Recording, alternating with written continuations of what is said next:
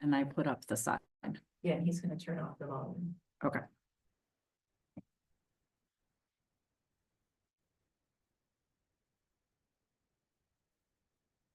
Chris, do you just wanna unmute and test to make sure we can hear you? Hi. Oh, Hi, Chris. okay, we're all good. Thank you. Excellent. All right, we're on YouTube, so we're good to. It's 5:59. Mm-hmm.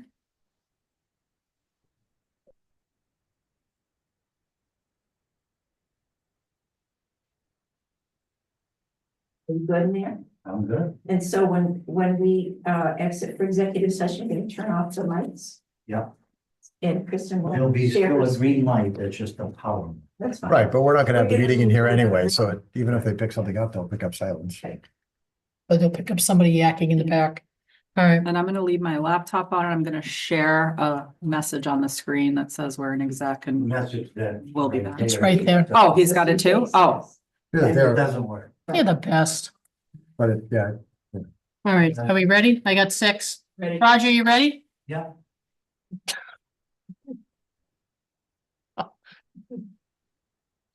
Did a nice little pirouette in the hall. I Mhm. missed that. All right. So good evening. Today is February 10th, Monday. Welcome to the Berlin Select Board meeting. We're starting a little bit early as we'll be going into executive session and then we'll be back around 7. So call to order at 6 o'clock. Let me read the motion for the executive session. The board will enter into an executive session under Mass General Law, Chapter 30A, Section 21A. The board will enter an executive session. Sorry about that. It's kind of repetitive. Under Mass General Law, Chapter 30A, Section 21, Exception 2, to conduct strategy sessions and preparations for negotiation with non-union personnel or town administrator. And we'll return to open session to further conduct our regular business meeting. So can I have a, sure. And although again, the estimate is 7 o'clock, we will come back as soon as that meeting is done, and that could be as soon as it's done before 7 or as soon as it's done after 7. yep, and then we'll just pick up with the Yeah. hearings at 7 o'clock and we'll just whiz Yep. through the rest of the Yep. town, our business. So Hawkins, aye. Keith, aye. Motion, I'll second it. didn't you make? You made the motion. Oh, Second okay. Okay, there you go. All right. And Chris said aye as well, and I think I heard right. All right, and Stone Eye. All right, we'll be back in a bit. Stay tight.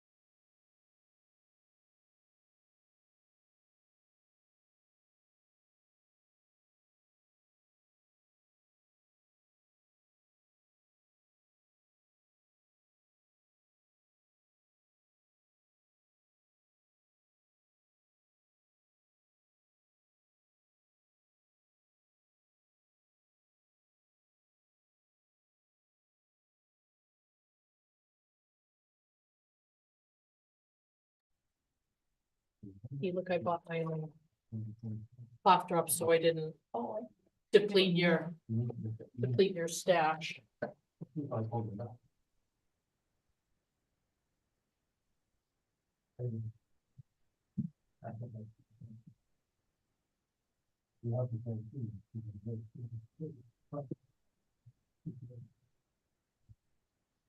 Kristen, of course, was sitting there typing emails, so I'm behind on my emails again. I'm so sorry. I did send out some to you. too. 1 million. That, I didn't it is, send out it is emails. totally fine. It is a good use of your time. I don't always get to do them because I'm running from one thing to the other during the day, so I've got a backlog.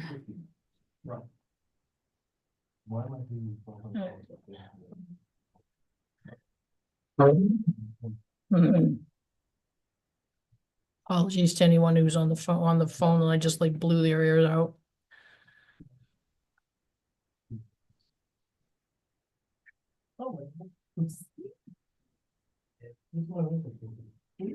Great.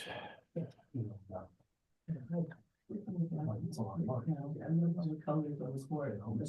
right, I'm almost there.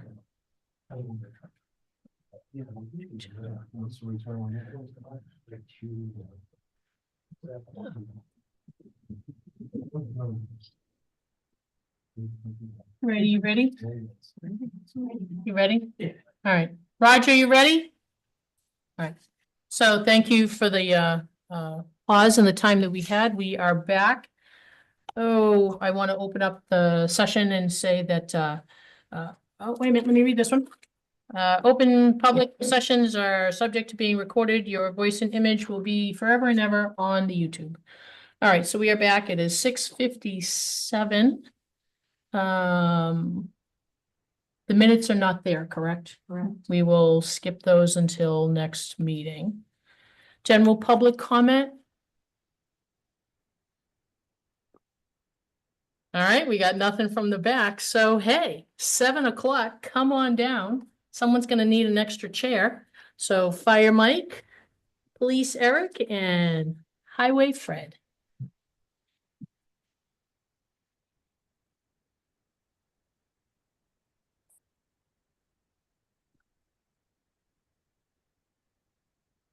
Good evening. Good evening, and it's nice to see all of you. Good to be seen. Yes, it is. Awesome job on the road, by the way. Thank you for not running me over when I was out in the street with my snow blower. Did he give you enough snow?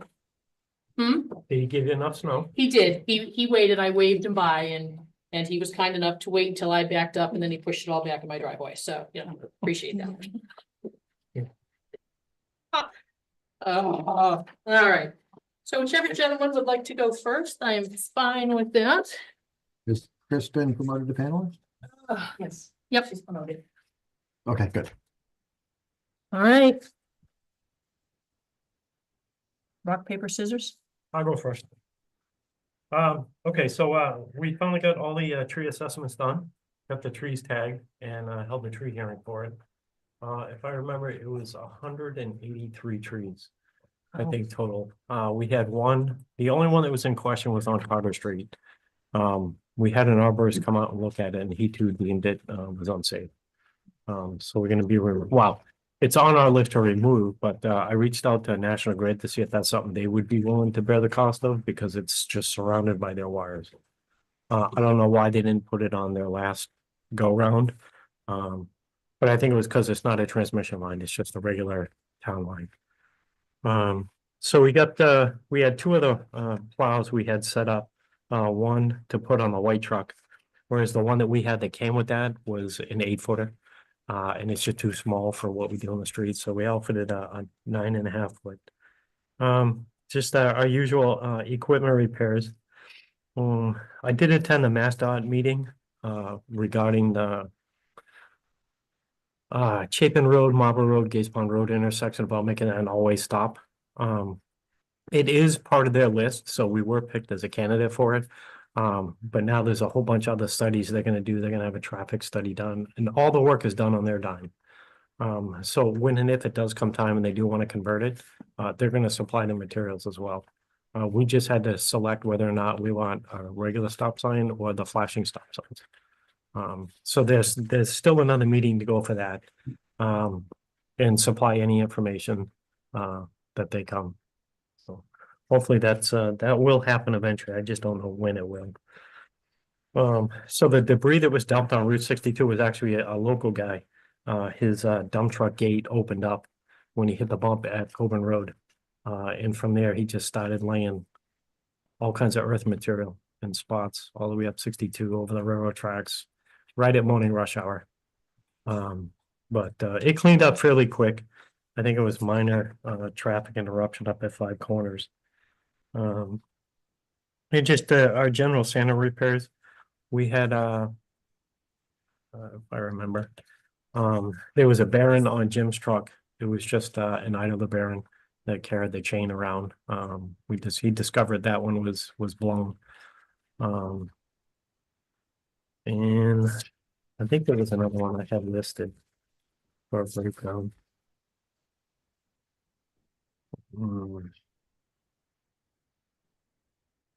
Yeah, and then actually the same truck at the beginning of one of the storms blew a hydraulic line. So the truck was not repairable until partway through when they got a break, which caused us to have a lot of pack on Route 62 during the storm.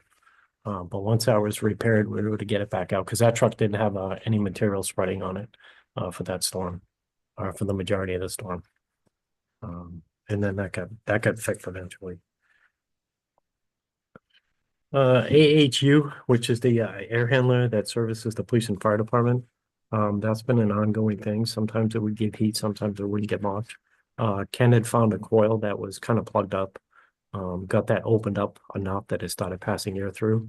And then we had ATC come out a couple times and actually look into it and checked all the zone valves, thinking something was closed, something wasn't working. Everything was operating fine. They ended up finding a sump that was attached, or a screen attached to the unit that was just full. And no one had known about it. They cleaned that up, and now it's pushing all kinds of heat through the unit. I wish that was something we could have discovered 2 weeks before. And then ultimately door number 1 got replaced. The ladder truck door that broke in the bottom corner. The parts came in and they were able to get that replaced. And the snow events, I won't go over those. But we had a few, we got a few coming up this week, actually.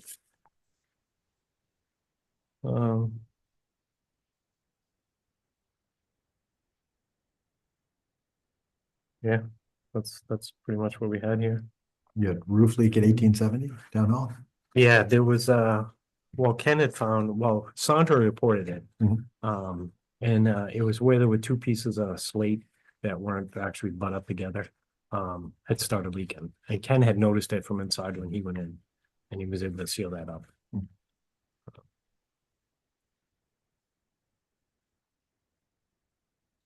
Oh, good. Thank you Okay. for taking care of the roads. Chris, Welcome. Yes, do you have any questions?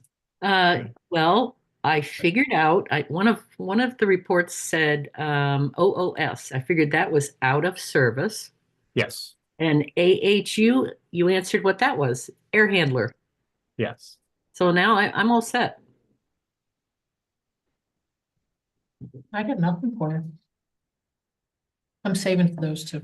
Well, actually, no, I defer because don't go away. We're gonna have to come back to you. So Right. Oh, well, you thought you were gonna get away. that's why I went first. Yeah. Well, I brought But there's this an up. agenda item that I think affects all 3 of you. I Mhm. think it's good all of them up there. all right, Chief Shatna. All right, for old business, the radios, phase 1 has been completed, significant improvement. With our radio system, we're currently scheduling phase 2 to replace the feeders and filters. The month of December, the department handled 1,397 calls for service, 14 involving criminal charges, 21 motor vehicle crashes, 7 with injuries, 172 motor vehicle stops, and 98 citations issued. The drone unit is deployed 8 times a month of January, 6 within the town of Berlin, 1 to Marlboro and 1 to Bolton. Chief McCall and I attended a 3-day training on active shooter management. Class was hosted by the MPTC, Minnesota Police Training Council. and DFS, Department of Fire Services, at no cost to the town. We participated in 11 virtual scenarios with command staff from all over the Commonwealth, police, fire, dispatch, or in attendance. Obviously, we were fortunate enough to be selected for this training, as they only took 30 police officers, 20 firefighters, and 10 dispatchers? Yep. 10 dispatchers, yeah, and a helicopter pilot. So it was actually like a large convention center set up with virtual reality. Yeah, and we got to run almost every station. I think there was one station I didn't get into in 11 scenarios, but we got to do every aspect of managing a major incident, which is fantastic. Yeah, I think one thing important to note on that is all the instructors are from across the country, and it's one of the few times that the police chief and fire chief from the same community attended this class. Which we're the only ones from the state that were actually there that represented the same community. So as we talked about initiatives, they pointed out the benefit and how impressed they were that the two chief officers of the fire and police, because it's such an integrated response, were there to be able to start the base for this, to start operations. So it was an outstanding class. Yep. We opened our search for our 11th officer, to hire our 11th officer. We yielded one applicant, so we've decided to repost the position and hopefully attract more candidates. Our Louisville School Committee modified their policy and procedures to allow Jackson our schools. Sergeant Gilchrist has reached out to all the teachers to schedule visits, hopefully throughout the spring. Brennan Judge has started the police academy. Started on the 21st of January and is set to graduate on June 20th. And the ACO report is attached. Lots of, I noticed on the animal control report, lots of, hey, this dog is loose. Somebody please come get them. I think the town seems to forget that we don't have a leash law. Yeah, it's a recurrent incident, incidents every year. And then we have communities that have leash law or leash rules and regulations that they expect us to enforce, but we will not do that for private residents. What do you mean? Like the Rockwell, all dogs have to be leashed.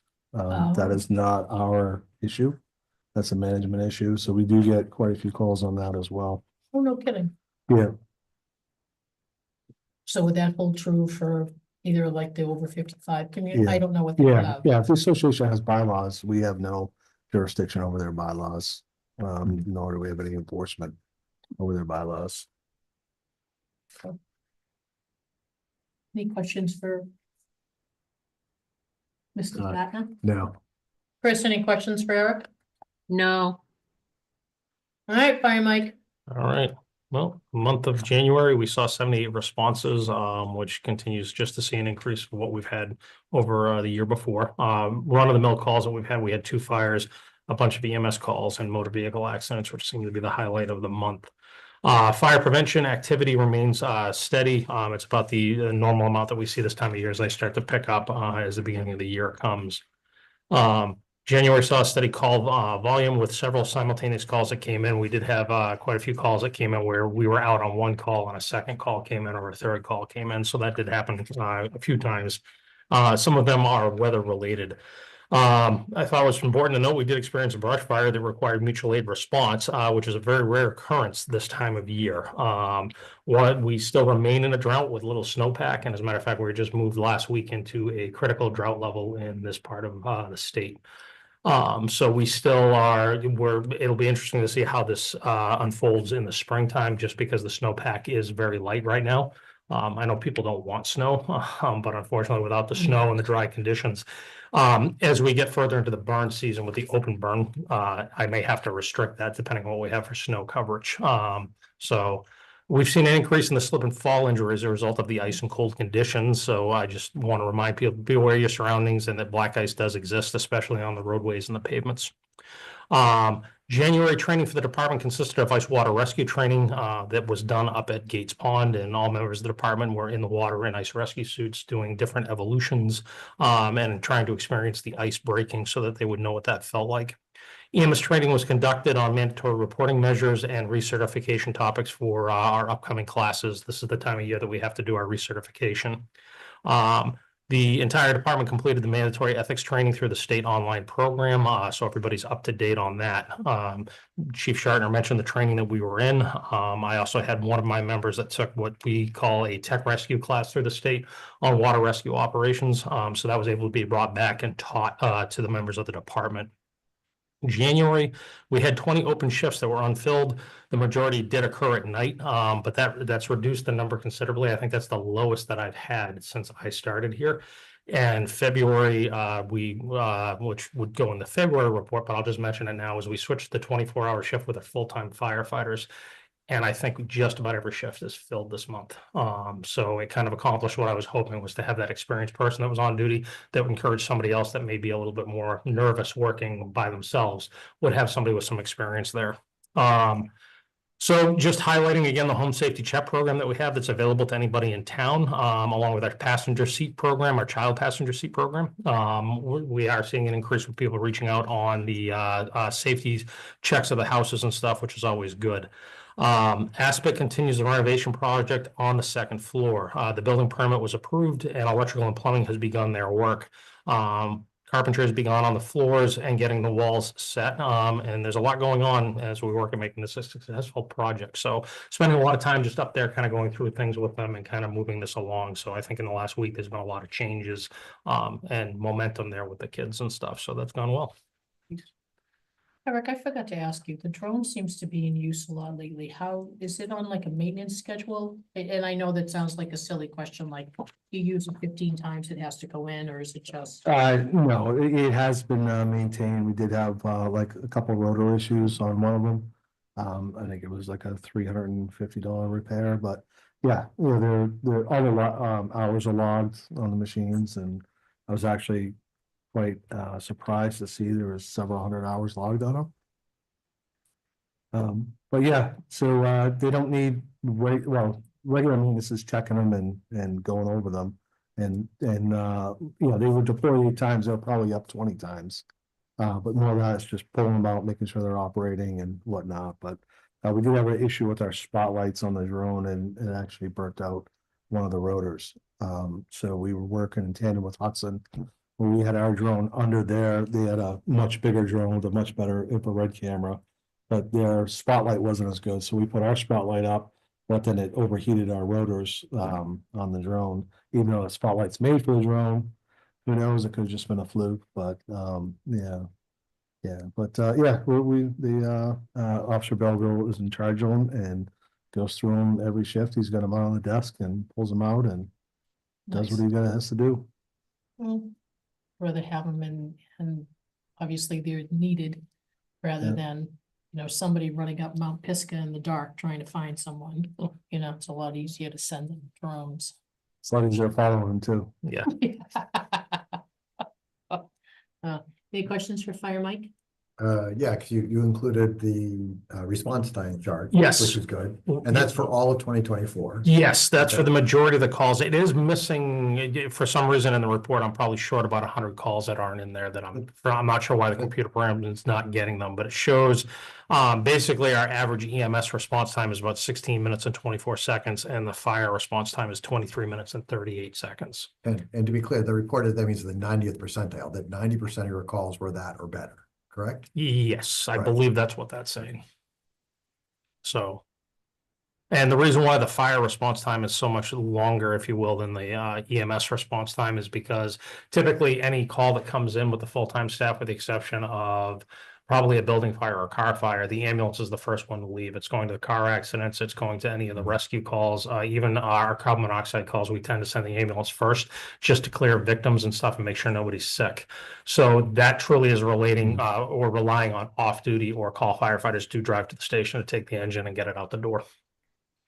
And so there are 4 timestamps, what is it? Alarm handling time, turnout Yep. time, travel time, and response time. Yep. What triggers each of those steps? Just, this is educational. Yep, I won't question the you. fire alarm handling time, that's the time that the dispatchers spend on the phone taking in the information. So that comes through 911. They pick up the phone call and stuff and it's given to, for our dispatch center, it's Neshoba Regional Dispatch District. They take that call and kind of triage it, and they may start the emergency medical dispatching to give instructions for somebody to start CPR. Obviously that takes priority over notifying us. They try to do that simultaneously. So that handling time is them processing the call, entering it into the computer and stuff and getting us sent to the call. The turnout time is going to be the time it takes for the ambulance to basically get out the door, or sign on the air responding, the ambulance or the engine, whatever it's going to be. And the travel time, that's the time that they're actually on the road from when they've signed on to when they arrive on scene. And then your EMS response time is going to be that total time from the time somebody called 911 until we arrived on the scene. So they are, I mean, those numbers are not, that I would like to see those go down. And my hope is with the staffing plan that we have and kind of moving, that we're going to see a dramatic drop in those. So we'll monitor that and see how it goes. And hopefully I'll have a much different report for you in 6 months from now on the calls that we do from now until then. No, and that's good. That's why you want, this is a Yes. single point in time. There's no, you can't discern any patterns out of this at this point, but Right. I appreciate it. That's why I want to know what each one of those meant. So Yep. when I see this next time, I know Mhm. what I'm looking at. Thank you very much. Oh, you're welcome. How are we for, receivables? We're basically where we're supposed to be, if that Okay. makes sense. And what that kind of means is as we go through on the receivables, I believe for the year right now, I think we're at about $187,000 is what for the fiscal year that we're currently in. And those costs, basically, as we go through looking at those, the collectibles that we've had are probably from about the last 6 months, only because there's usually up to a 6 months lag time in the bills going out and kind of the insurance company processing them, going to the patients or the family members and stuff, whoever's responsible for the bill and stuff, and then the money coming in. So we seem to be online with that. It's like there's nothing alarming there. I know at some point in the next 6 months, I'll get together with Kristen to kind of go over some of the write-offs that we might need to have. And those are going to be on some of those adjustments that we have that we're never going to see. Yeah. And if we have other patients that fall into that criteria type of thing that need to have part of a bill written off or something along those lines. Yeah, there was something on the news a little while ago, about a person getting picked up by an ambulance, and I guess there were like multiple options that the ambulance could get, and the insurance company wasn't gonna pay for it.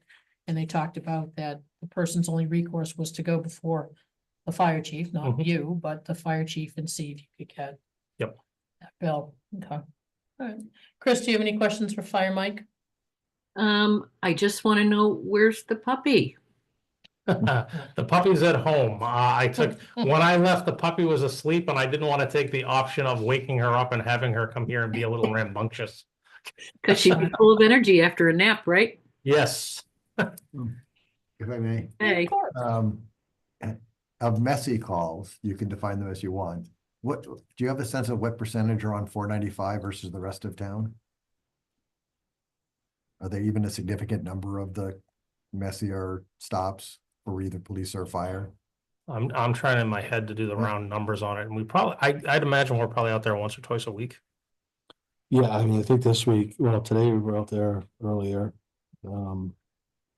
Yeah, I mean, they seem to be more like this, for some reason, this time of year, they seem to be more. Right now, you know, obviously in this good weather, we're out there for accidents, but now it's medicals. Yep. Thanks. All right, so don't go, because we were going to talk about the non-criminal activities. So Fred, you had brought this up a couple meetings ago, where, thank you, Dee, found all the articles for the town that talked about, you know, we have the right to give people a ticket when they put snow in the road after you've graciously gone by.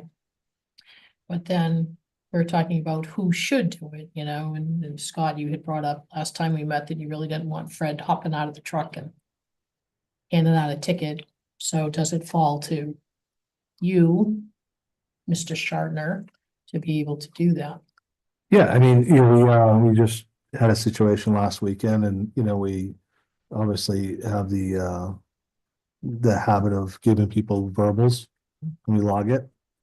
Yeah, we're ready to go. I mean, remember, all tickets have to go through Clinton District Court. So, Even it's- non-criminal ones? Yeah, the section we adopted requires us, we don't have a hearings clerk here. So it would all be through the Clinton District Court. Any appeal would be through the district court. So we do have a template. We found out we don't have to print ticket books and spend a gazillion dollars. We have a template that we can print out, and either I can put it on on our common drive so the officers can just fill in the form with the computer, or they can handwrite it right then and there. So we're ready to go.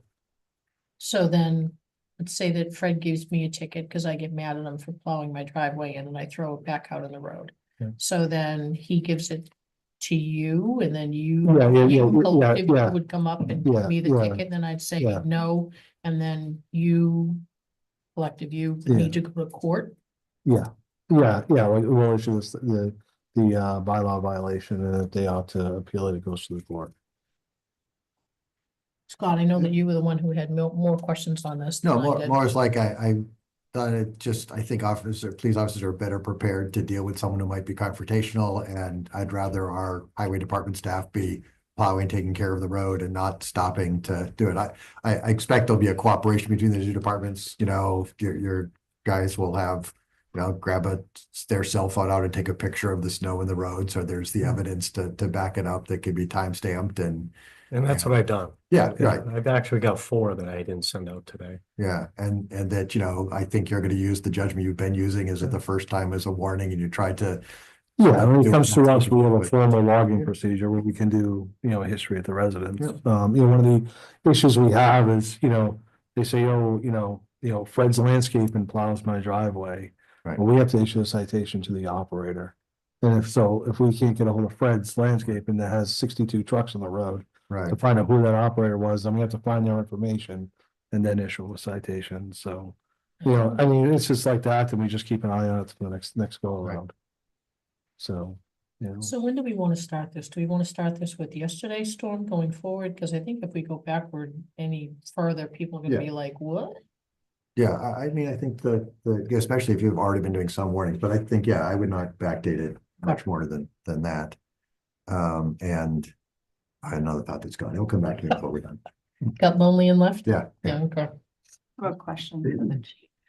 Parking tickets hearing officer, is that something we should consider getting at some point? Or is- I believe the way they explained it, the our bylaws that we adopted are all through Clinton District Court. So parking tickets, I think would have to go through Clinton District Court as well. So we'd have to adopt a. Yeah, so it was 21D. bylaws. We Yep. we adopted 21D, so it appears that the appeals process would be through the local courthouse and not through the town hall. I was just wondering if that's something we should look at, maybe taking to town meeting and changing the bylaw. Yeah. I mean, for parking ticket, yeah, I mean, parking tickets, I'd rather have them come here, but I mean, obviously a lot of our bylaws, they mimic some state laws, so I don't mind them going through the courthouse, but for parking, it should, Something to consider for the future. yeah. perhaps. I mean, it's very, very rare circumstances we issue parking tickets, we'll get called for complaints of cars parked in handicap zones up at Highland Commons. We'll get up there, we'll run the plate, the date of birth is like 1935. So, we just kind of dismisses, they forgot to put up their placard. So, it's hard to prove, who is and who isn't, a lot of people forget to put them up and they'll walk out and say, oh, here it is, so. We haven't really had an issue with handicap parking at Highland Commons, fortunately. You don't have a lot of appeals that are going to Clinton District. Well, you're not really issuing. No, yeah. Like I said, when we use common sense, get up there, run the plate, sit on it for a little bit. And then, 99 times out of 100, people forget to put their placards up. And any issues around town with people parking out in the street when Fred's. I think we did in the beginning. We Yeah, we had, haven't in the past couple of storms. yeah, yeah. I think, the word's out, the midnight guys are pretty active. So, yeah, I think the word is out. Yeah, I mean, like I said, if we can not have to write resident citations and end up going to court over them, then, it's a win for all of us. Do we want to put anything back out online so it avoids that? I didn't know that I could get $100 fine for throwing my snow across the street. I mean, We can do that. I want to give people a Facebook and little bit website. benefit of the doubt to remind them, maybe folks are new to town. They don't realize that you can't, like go out your driveway and dump snow on the other side of the street. Is there a municipality that allows people to put snow in the driveway? I mean, on the public roads, I mean, that's a hazard to push it. Well, I know that, but Well, years ago, we had a problem on Jones Road. The person was more upset that, well, the town's putting the snow here and putting it back in the road. It was a cat and mouse game for probably 2 winters, and it's just like, come on.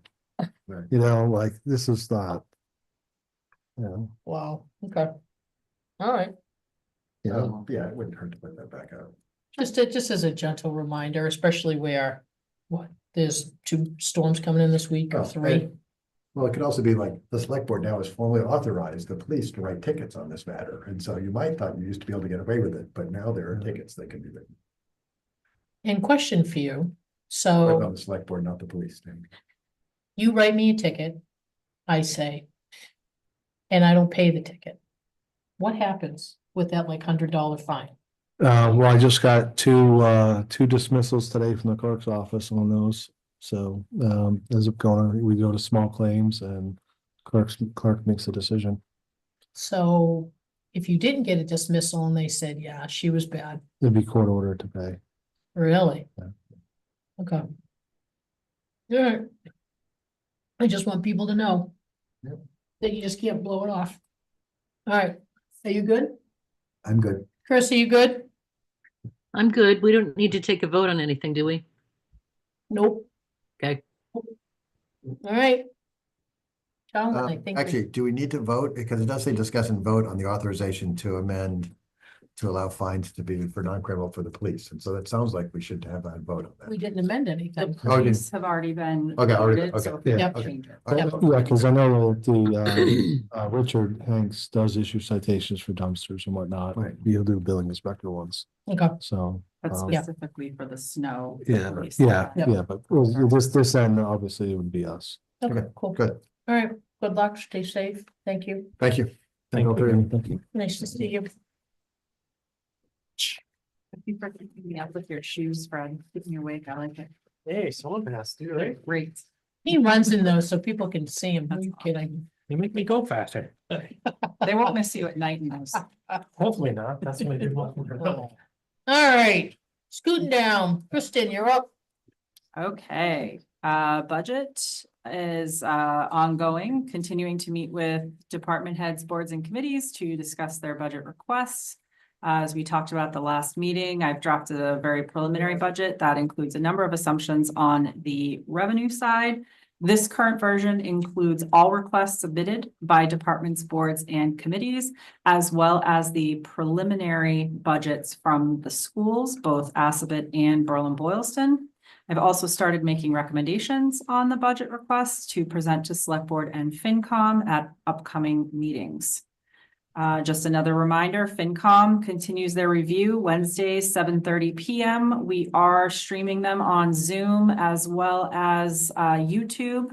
So please, if you have any questions, you can contact our office or go to mytowngovernment.org/01503, and you can get the agendas for all upcoming meetings. Also, capital planning has completed their review of all submitted requests. They will meet again on February 27th at 7 p.m. to hopefully begin finalizing their recommendations. Finally, the 2024 annual town reports were due to our office by January 31st. Anyone who has not submitted the report is asked to do so electronically now by emailing the report to townreports@townofberlin.com. I have met with both chiefs for preliminary discussions regarding contract renewals, and I am setting up a meeting for this week with town council. I anticipate bringing a proposal to the select board, hopefully in executive session at the next meeting. Both contracts do expire June 30th of this year, so that will have an impact on the FY 26 budget. Therefore, I'd like to get those finalized sooner rather than later. Very interesting note from Neshoba. On February 5th, the Neshoba Valley Regional Dispatch District Admin Board voted 6-1 to extend provisional membership in the district to the town of Hudson. They are slated to come on board on July 1st. As a result of bringing on an additional community, the district has secured additional state 911 grants, and it is reducing our FY 26 assessment by $10,000. So that will be reflected in the budget as I update it. This also obviously will improve coordination and increase efficiencies between Berlin and Hudson during emergencies. We share a mall and many other things that cross over between communities. So this is really a win for the district. It's a win for the budget, and it's a win for Berlin, especially given our coordination with Hudson that already occurs. Brief update on the Berlin Town Center improvements. I am still waiting for the survey from the Complete Streets project. I have also reached out to the engineering firm regarding the shared septic system between the 1870 Town Hall, the First Parish Church, and a local residence, as it was brought to my attention by the Board of Health Chair that the system is not in compliance and the pipes pass under Woodward Ave. This is, again, we don't want to do something and rip it up. So before any of these properties can be sold, according to a letter issued by the Board of Health in 2020, the system must be upgraded. So I'm waiting for a proposal / recommendation from HSH on how we should proceed with regard to that project, specifically with regard to any impacts on the Complete Streets project. And that's going to be interesting to see how that pans out. Also, we are moving forward with the front stairs replacement project. The CPA committee let us know last Wednesday at FinCom that they have recommended this project for funding, and it will go to town meeting in May for final approval. This is just for the design of the staircase. Once it is designed, additional CPA funding will be required to actually build the new staircase. And good news on 1870, Sandra is scheduling the carpet runner install with the contractor. And I reached out to Fred to see if he knew any sole proprietor painters who may want to quote the interior painting work. Unfortunately, the one he knew or knows does not have insurance any longer. So we're still on the hunt for that because when you put prevailing wage in, it becomes excessively expensive, as we saw with the quote we got back for $30,000. So trying to scale back the project just for the interior staircase work and see what we can get for a price on that. So I'm going to continue to work on that. As the chief mentioned, work is moving forward on the Assabet project. The Department of Environmental Protection signed off on the project and the building and electrical permits have been issued. Carpentry and electrical work is underway. We are still working on the HVAC system, but at the Energy Committee meeting last week, National Grid has offered some technical assistance to us for free through our MOU that we have through their Community Solutions program. So working with them on some help to try to simplify the system and make it work for Assabet to be able to do it, as well as make it more cost effective for us as well. Also finally received the paperwork for the $40,000 FY 25 state earmark from Senator Robin Kennedy's office for this project. And that paperwork was submitted last week. Actually, the same day they sent it out, I sent it back because we would like to get our money. Same with the IT upgrades. We received a $25,000 FY 25 state earmark for IT upgrades. To include the purchase of replacement computers, printers, and other associated items. We anticipate being able to replace at least 13 computers and several printers with this funding. I did get a proposal from CM Geeks and a prioritization of which computers should be replaced in which order. So we are just waiting for the contract to come through for that now that we've submitted the budget. Also, we had a 7th meeting of the hazard mitigation plan update, and that will be coming forward before the board in March at a public hearing for review and comment. And I met with a representative from Berlin Soccer to discuss the South Commons field renovation project. Recreation is in the process of preparing a scope of work and the design for the project. And as soon as I have those documents, I can put the work out to bid. And that's what I have for you. What do you got, Scott?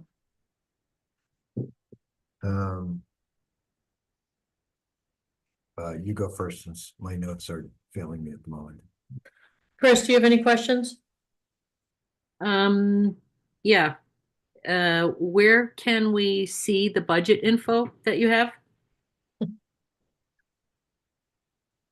It's out in the shared drive. The No. budget that we had at the last meeting? No, the budget information that you said you had put together. Yes, it's is it in in the last Google Drive? meeting's folder. I can email it to you as well. I'd appreciate it. That'd be great. Sure. And then I was wondering, has the select board approved the annual select board town report? Not yet. I can put that on the next agenda if you'd like. Okay, Peg, I think you wrote. I did, I wrote it. oh, one more thing.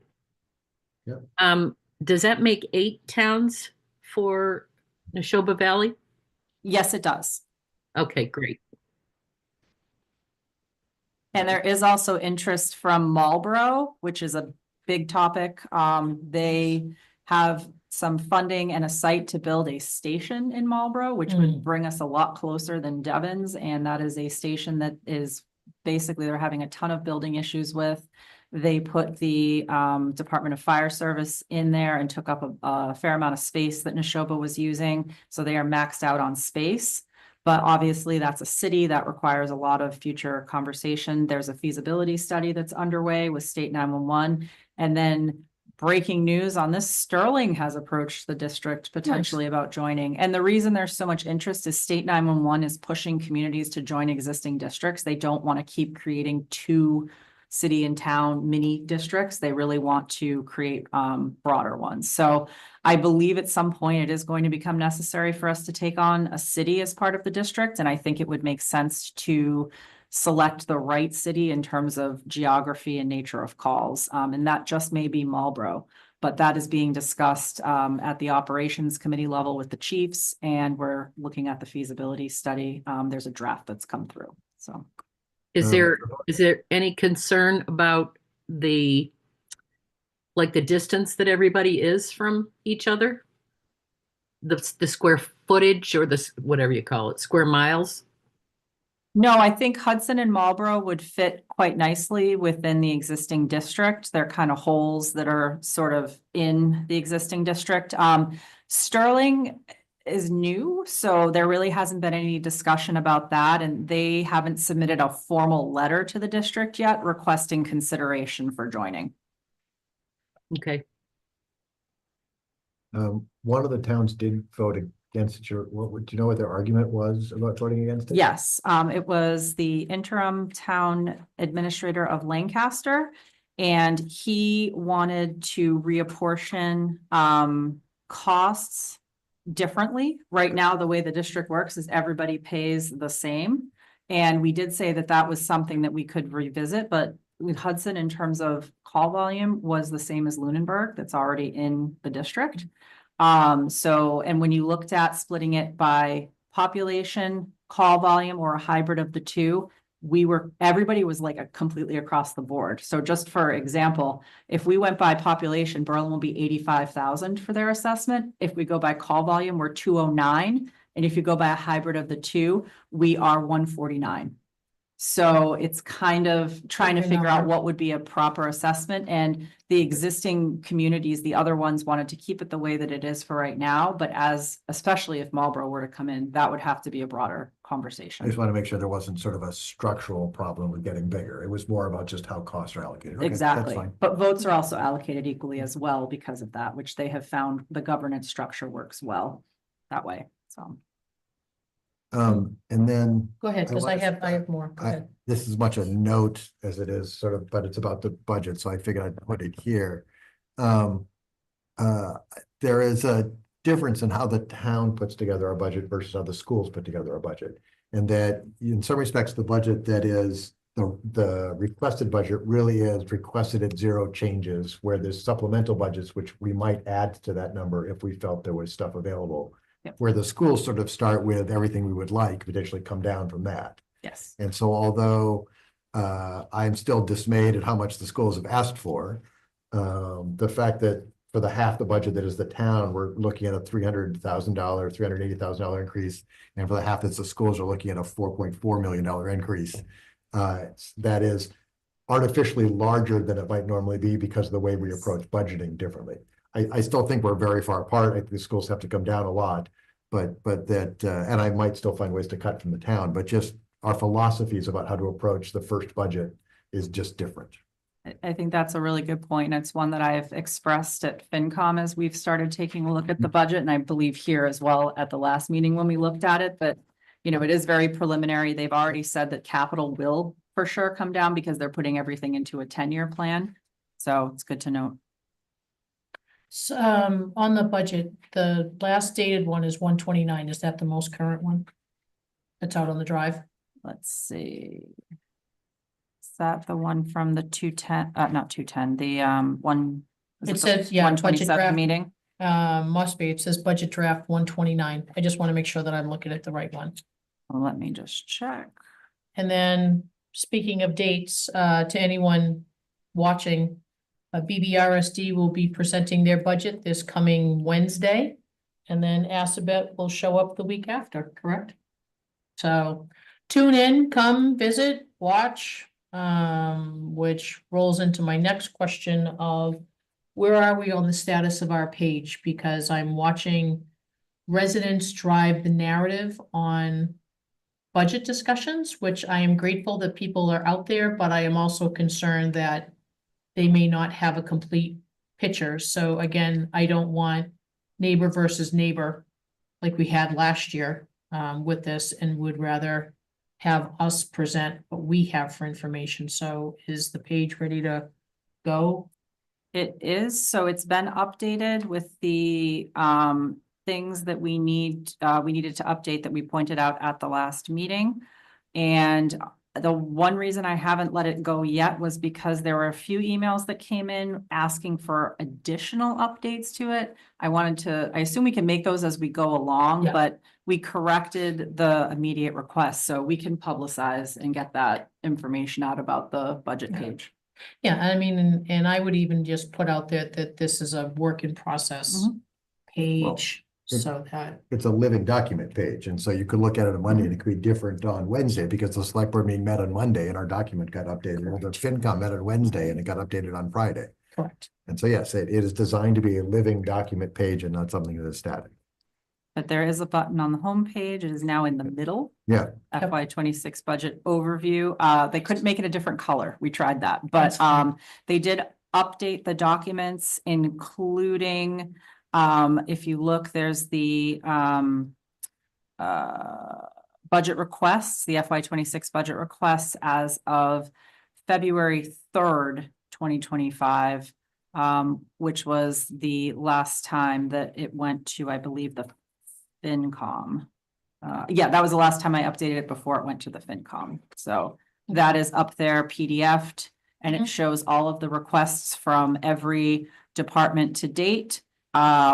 Compared to FY 25, the dollar change and the percent change. I mean, this is nice. As Scott said, we don't want to, give our interpretation, but at least that it's out there. So if somebody says, oh my God, why is that increase? Mhm.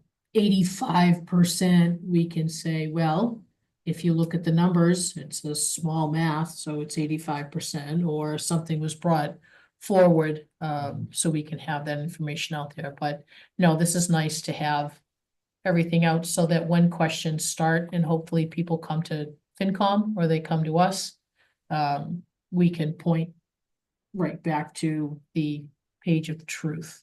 Yeah. On this. And just again, for the, on that page, it'd be great if there was a link directly to the school's budget page. Okay. Because they have a budget page on their own site. and I Oh, think- I looked at that. It's only for FY 25 right now, which is why I didn't put it on there because I didn't want to confuse people. Okay, If I find see it, I won't look for it now, but if I find it, I'll send it to, I could have been looking at some last year's stuff. Okay, if you do, let me know and I'll double check too, because I've been kind of taking a peek at that to see if it's Yep. up there. good. And two non-related budget questions for you. Do you have a rough idea of the number of draft warrants that are coming in for May? I don't believe we received any more. I And think, closes what, next week? 2 weeks? yes, the 24th, Yeah, I next believe week, it yeah. closes. Yep. Okay, So, I think I don't actually think we've gotten any new ones other than June pointed out a couple of recurring ones that we need to put on. I hadn't added those because they're annual, like prior year bills, Salmon Pond Mall, you know, the usual like Yeah. housekeeping kind of ones that we do, okay. but nothing else new, if you Right. will. And then I know that you were working with Rec on a couple of contracts that they had submitted that unfortunately we could not process. Are those taken care of or in process? Yep, I received the contract back on the landscaping and there was another bill from a different company for landscaping. And I had sent that over and questioned, you know, what it was for and asked them to get back to me. And to date, they have not gotten back to me and it's been about 2 months. So that bill has not yet been processed because we did not have a contract with that company. I'm going to Rec on Thursday, so if there's anything that you want me to pass along, I'd be more than happy to. Felicia and I actually met and I think we went over a number of things. So I think we're pretty good right now. Okay. Alright, that's it. That's all I had for Hugh. On that, Chris went first, right? yeah. Yep.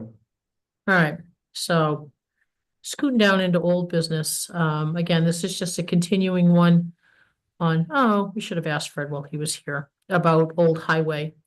The old highway barn in the drive. I put the latest copy of the storage needs assessment. I have reached out to every department, committee, commission, obviously with the exception of historical, because they already have the curatorial building, Bullet House, when it comes back up, and a private residence. Several have responded with no, they don't need additional space. A couple have come back and said that they might need some space.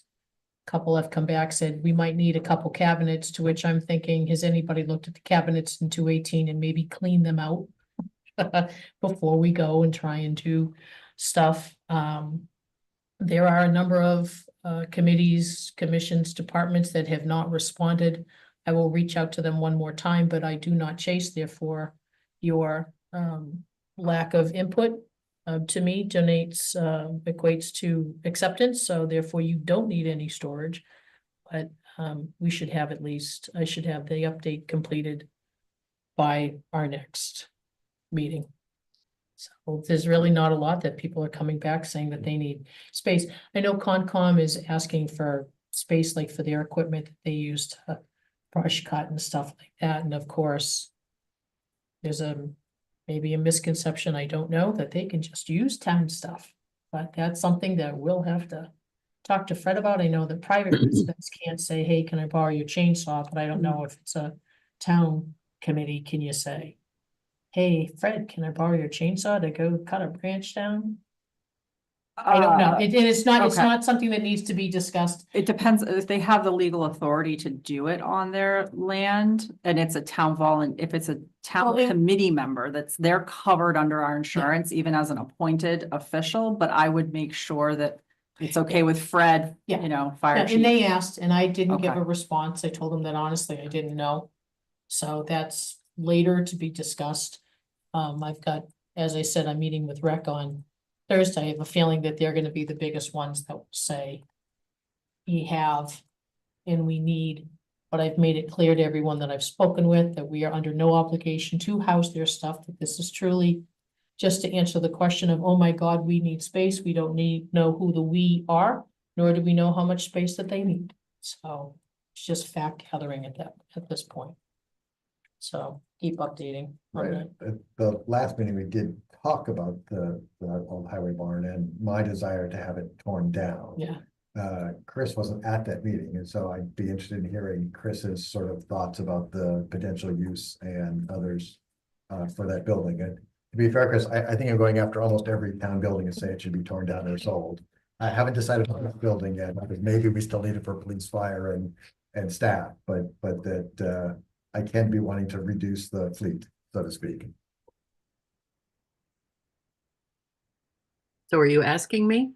Yeah, I'm asking getting your opinions on what we should be doing with the old highway barn. Well, the only thing I thought about was if anybody else needed space, that it would be space where you could store things. I just noticed on the form that is in the Google Drive that you don't have recreation and you don't have historical on the list. I didn't know why. they are there. Recreation? Yeah, Well, I don't know. I Sure. couldn't see them in mine.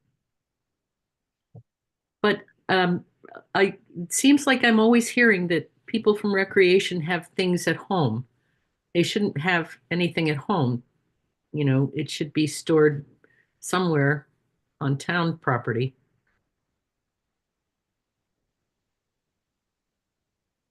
I'll bring up the spreadsheet. yeah, Yeah.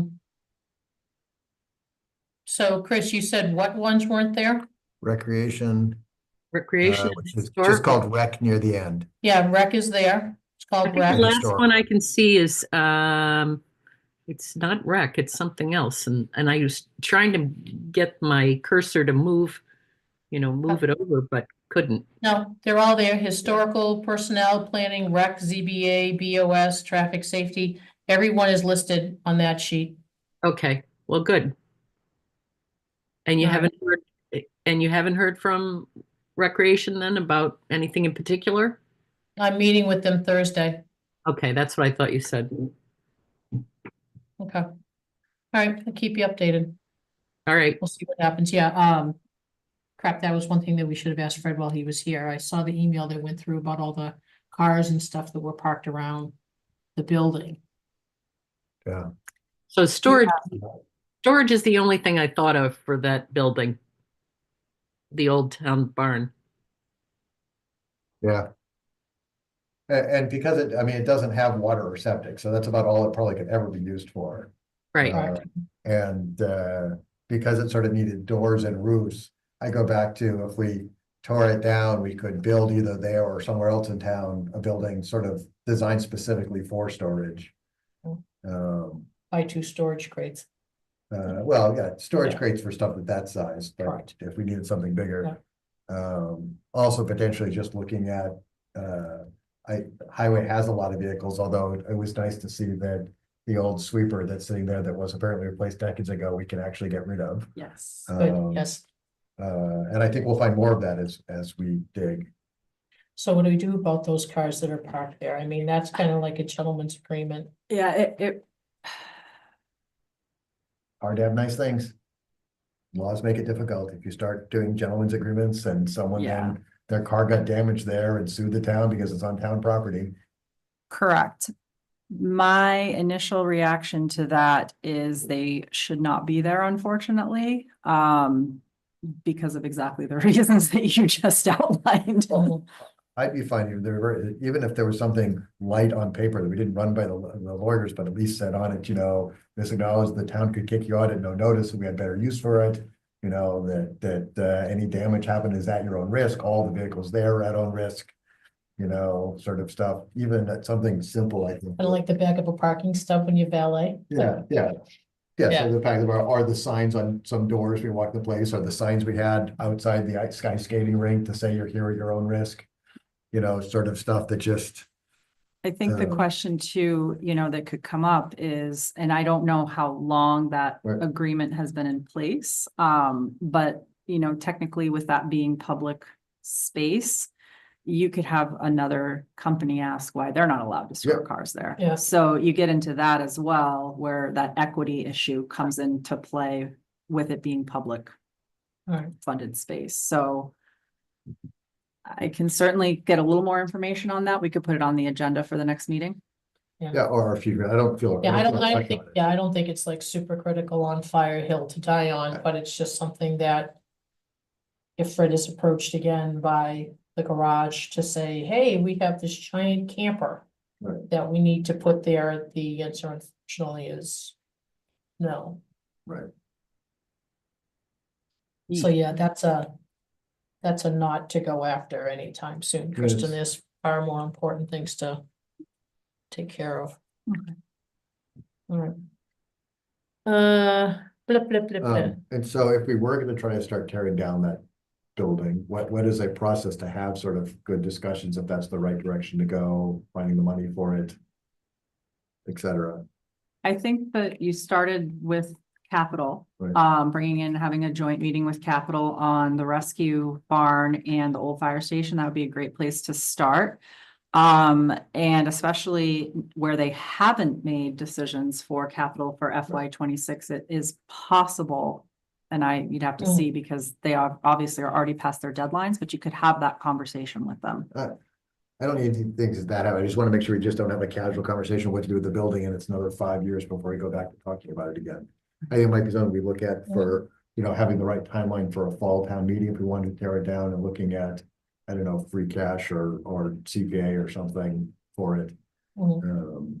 Yeah. Well, I mean, the nice thing is that And we have, understand our storage needs better so that, whether or not it really is appropriate for, because it might not be money for tear down, it might be money to put in shelves and an AC system or dehumidifier, so whenever we're storing it, it doesn't get destroyed. yeah, I mean, if you look at like some of the comments that Concom made, they have stuff in there and you were getting to this point earlier.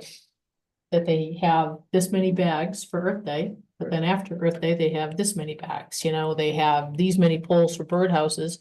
They have these many poles after all the birdhouses go up, so. Space like that would fluctuate, but I mean, the nice thing is that, so we have money to take down both buildings, correct? We never had to go to capital. Because we had money, We had from- money in an old article that we repurposed at town meeting plus ARPA. okay. Yeah.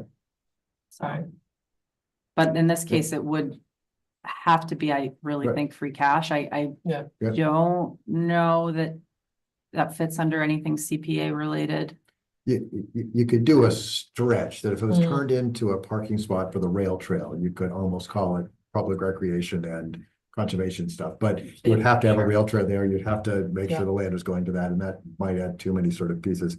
And then for those two buildings, we're getting ready to do bids to, Yes, as soon as I get my recommendations done on the budget, I had to kind of pause that and focus on the budget, then I will Right. be putting that RFP together, invitation for bids out to get the quotes there. Right, and maybe next meeting with Fire Mike, we can ask him. Where he is with the truck that's Yeah. outside and then the one truck that's still in that other building that needs to. Come out and probably go the same way that other truck is going. Okay. Alright, so that horse has been beaten, on to new business, so. Oh, that's me, possible town, sorry, town administrator contract, it was amended, thank you. So Kristen, we will be moving forward with, your contract, yay.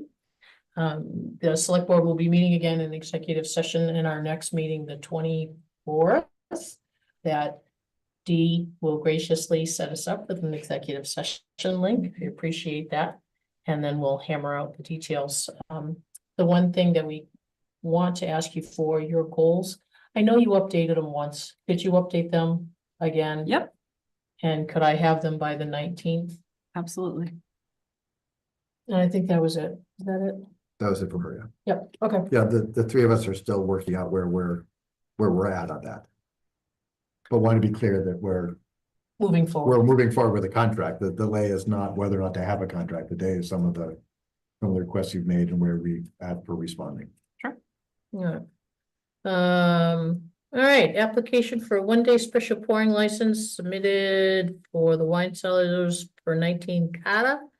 On 15th, which is Saturday? Yes, Saturday. because Friday is the 14th. Any issues with that? Everybody all good? Good on. All right, so is there a motion?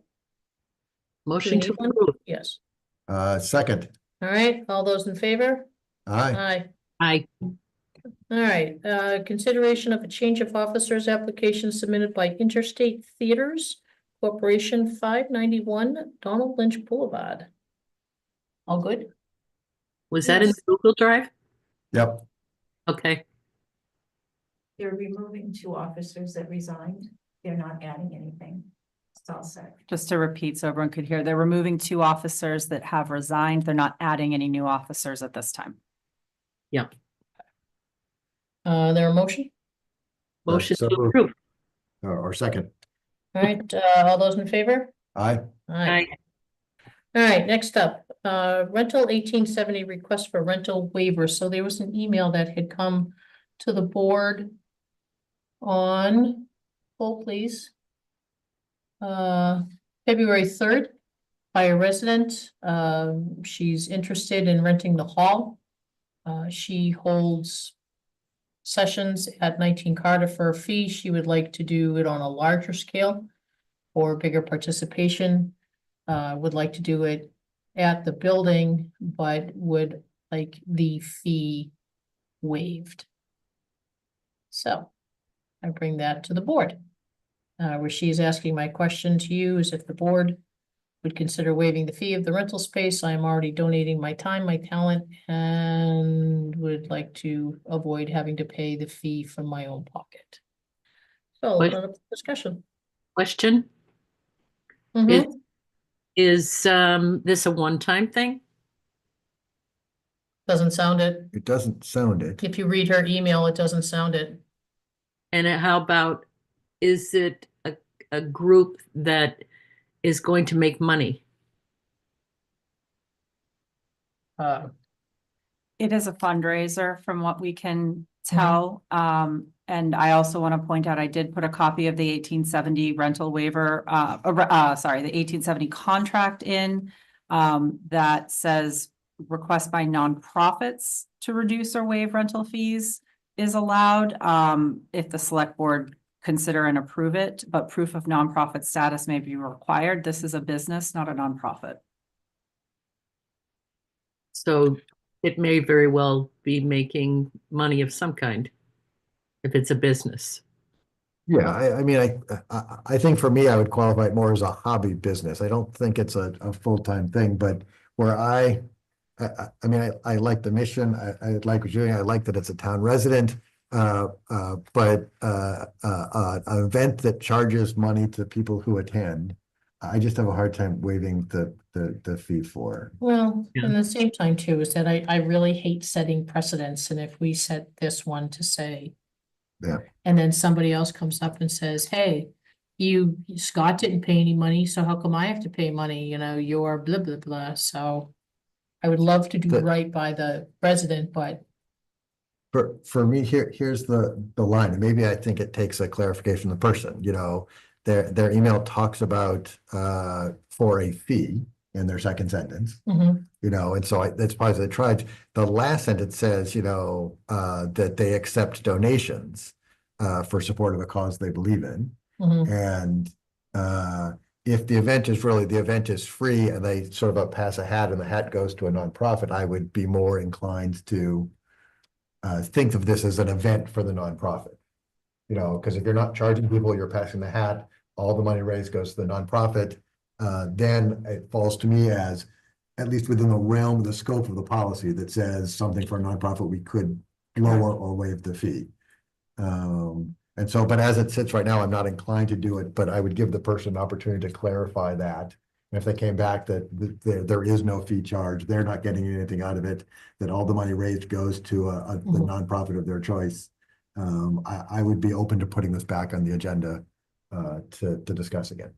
If I can make two clarifications, this is your favorite expression. We can't do nice things. Yep. So this is a business. This is a person who has sessions and fees for a full website. So I do believe this could be viewed as a way to get their business out there. Mhm. So to me, it's a bit of a marketing initiative, and I believe it's a way to, let folks know about your business. The other issue is we can't make anything issue focused because then you have to allow any issue. Again, I said to a nonprofit and the type of nonprofit is not the determining factor for me. Sure. We went through this with flags. Yeah, That's what yeah. I was. Oh, that's right. You I forgot fly about one that. flag, you have to fly everybody's flag. That's right. I forgot Right. about that. I would expand that to other sort of issue-based things we do in town, but yes. So then is our answer no? I would make a motion not to approve this particular one. And the other thing is, though, it's, once they are, if they are charging money for people, then, well, the other thing, I'm thinking of a couple different things. There's electricity in the hall, there's, heat in the hall. What are we talking about? I didn't have the email. I saw the email once and then, probably went down to the bottom of my emails, but is this a once a week thing or? I can clarify that. So she Not- says, I am planning a larger scale event Mhm. that would allow, so just one, it sounds like, that would allow for much bigger participation, and I would like it to be free as a community building event to bring us together and experience healing in these uncertain times. Then she goes on to talk about the purpose of the event, and at the end that she will be accepting donations. So it sounds like there's not a charge to get into the event, but donations will be accepted. And that's where she's looking to have the fee waived, so it doesn't come on for. So it's a one-time thing then? It doesn't. So if you read it that way, that this Yeah. person does monthly events somewhere else where they charge a fee, but they're trying to do a one-time event that is bigger. Larger And that fee, one-time event is going to be free and ask for donations to a healing cause that they support. And would not be actually charging people to participate. And you're right, reading it that way, it doesn't sound like it is ongoing. Right. My concern is that it's still a business that runs this event, and the agreement says it's nonprofits that the select board can waive the fees for. So even though she may be giving the donations to nonprofit, she is not a nonprofit, correct? Right. I would make a motion to not approve. If you want to take a vote. The only reason, if under No, keep going. sorry, you didn't get a second, so I don't want to turn to discussion. here. I'll second that with the, again, the idea is if something material comes back that changes this, that I'd be fine with it coming back. But not So- necessarily for a definite yes. Correct? Yeah, I would not guarantee, obviously I wouldn't guarantee a yes Yeah. on anything, but at least I'd be willing to hear something if there's something material different about this. That Yeah. changes, like it's the nonprofit that's hiring this person to do it, or something else that makes it material difference. So Yeah. you can do maybe a contingency on additional information. What I would recommend doing is we'll reach out and say that the rental agreement provides for a waiver for nonprofits only, and that, proof may be required. Because if it really is a business, which the link in the email links to a business, then you do now have to start to consider waivers for other businesses that may want to hold events. So you're kind of opening it up on a couple fronts there, but I can certainly, if I get any additional information to clarify that it is a nonprofit or anything of that nature, then we can put it back on the agenda. Okay. Sounds good. All right, so motion and a second. All those in favor of a contingent, yes, depending upon information that comes back. The The contingent, motion was no. a no. Did you? No. No, based on anything coming back, Okay, yes, so all those in favor of contingent, no? I, Aye. Aye. All right, so we found out that we do not have a remote participation policy, nor do we have a work from home remote policy, and given storms and buildings in the building closing for obviously safety of the folks that work here, thought it might be a good time to bring it up and talk about those, because actually the Attorney General requires a remote participation policy, so we're in violation of that, and the other remote work policy, we started one. There's a couple drafts Yeah. floating around, but I think other things became more important and they got kind of pushed down. So I searched around on the interweb and found a remote work policy from Lexington and a Maynard remote participation policy. I wanted to throw out there, see if either of you have read it, have comments about it, where you want to go with this. I mean, we need to have them in play. Well, Just to clarify, oh, I'm sorry. I don't know about the work policy. I think that would be something Kristen would probably want to draft. But the policy for remote participation, I did happen to see the governor's proposal. I don't know if that would be helpful. Would either of you like to see that? I can forward it to you.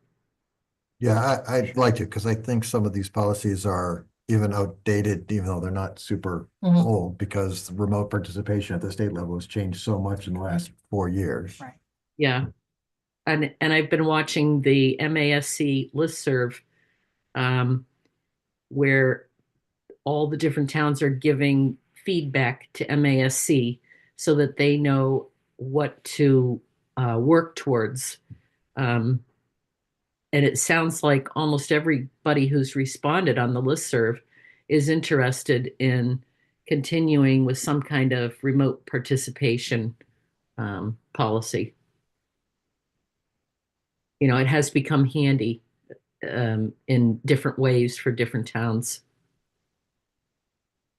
So I'll see if I can find that and forward it to you. If the board's Right. amenable, I can take a combination of the two and draft it up. Well, I mean, for me, they're two separate They are. policies. I think Yes. I think the remote work policy is well within your purview. I think we Mhm. should have a stamp on it, but I think it's clearly something you should draft sort of first. And Mhm. I think the one we had in 2020, when COVID first happened, is Mhm. probably a great starting point. Yes, I was gonna say we have Um, the COVID one. The remote participation policy, at least it would be my opinion, I would like something way more flexible than Maynard has.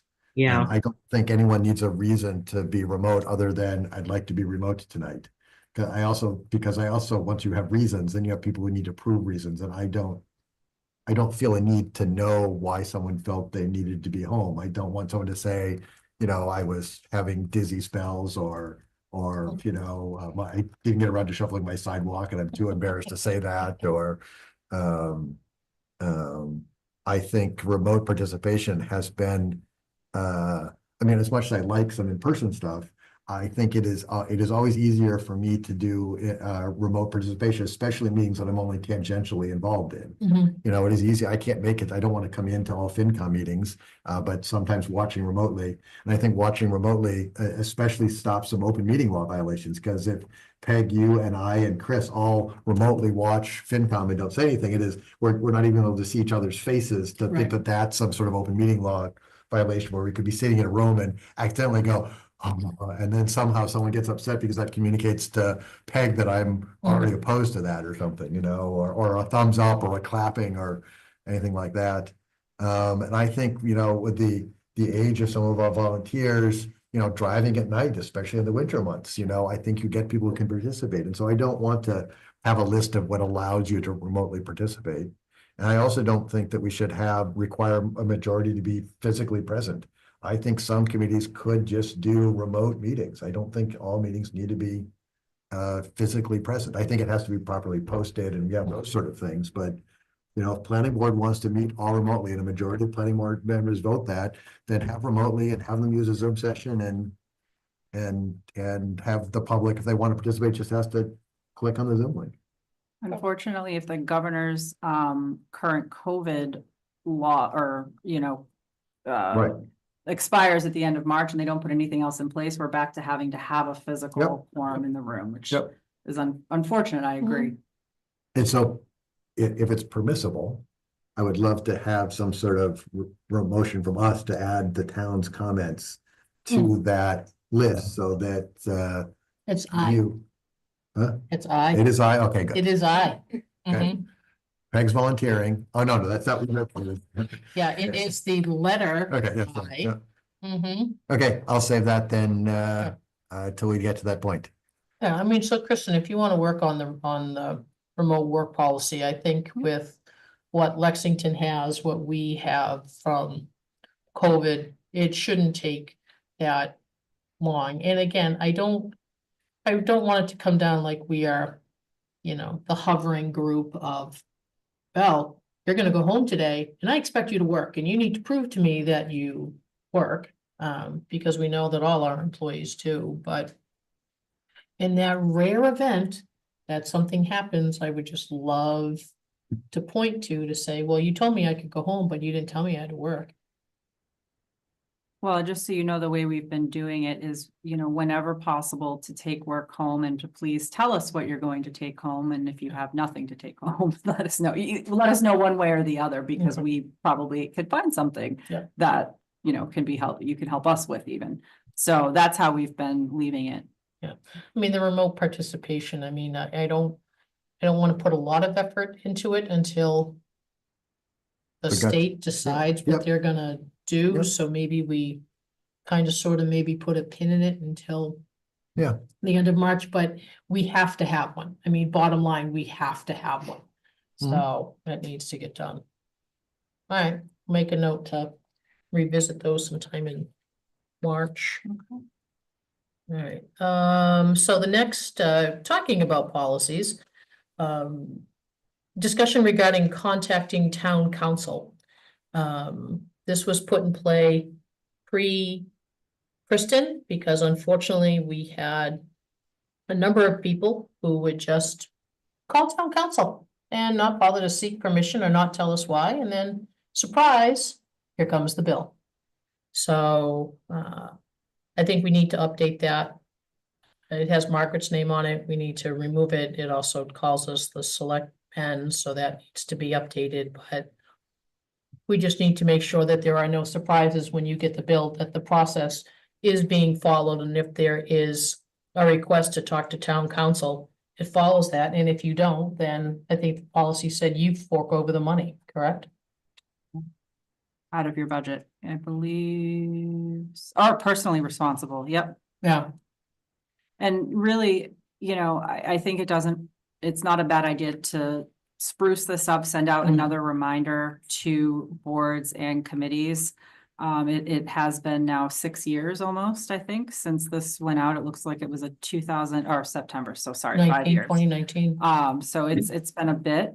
And I haven't had people using this form, but people email me, call, ask. I mean, the form is great, but I have had good response with people just reaching out when they need something. And, it's generally like conservation from time to time, planning from time to time.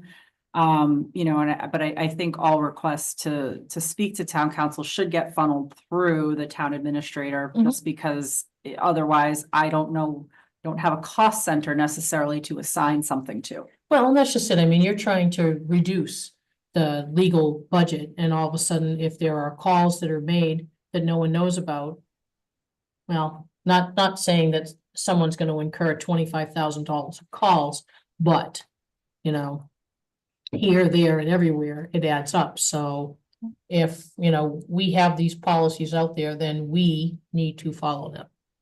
We need to follow them. And we've been working really hard at trying to get our legal bills down for this year. Yeah. I mean, when it comes to liability or a contract question or procurement question that's dicey, absolutely, we reach out because we want to make sure the town is covered. But overall, we're trending down because we don't have the large projects or large matters going on this year like we have in the past, such as Highland Ridge or River Bridge. Funny how those rhyme, but yeah.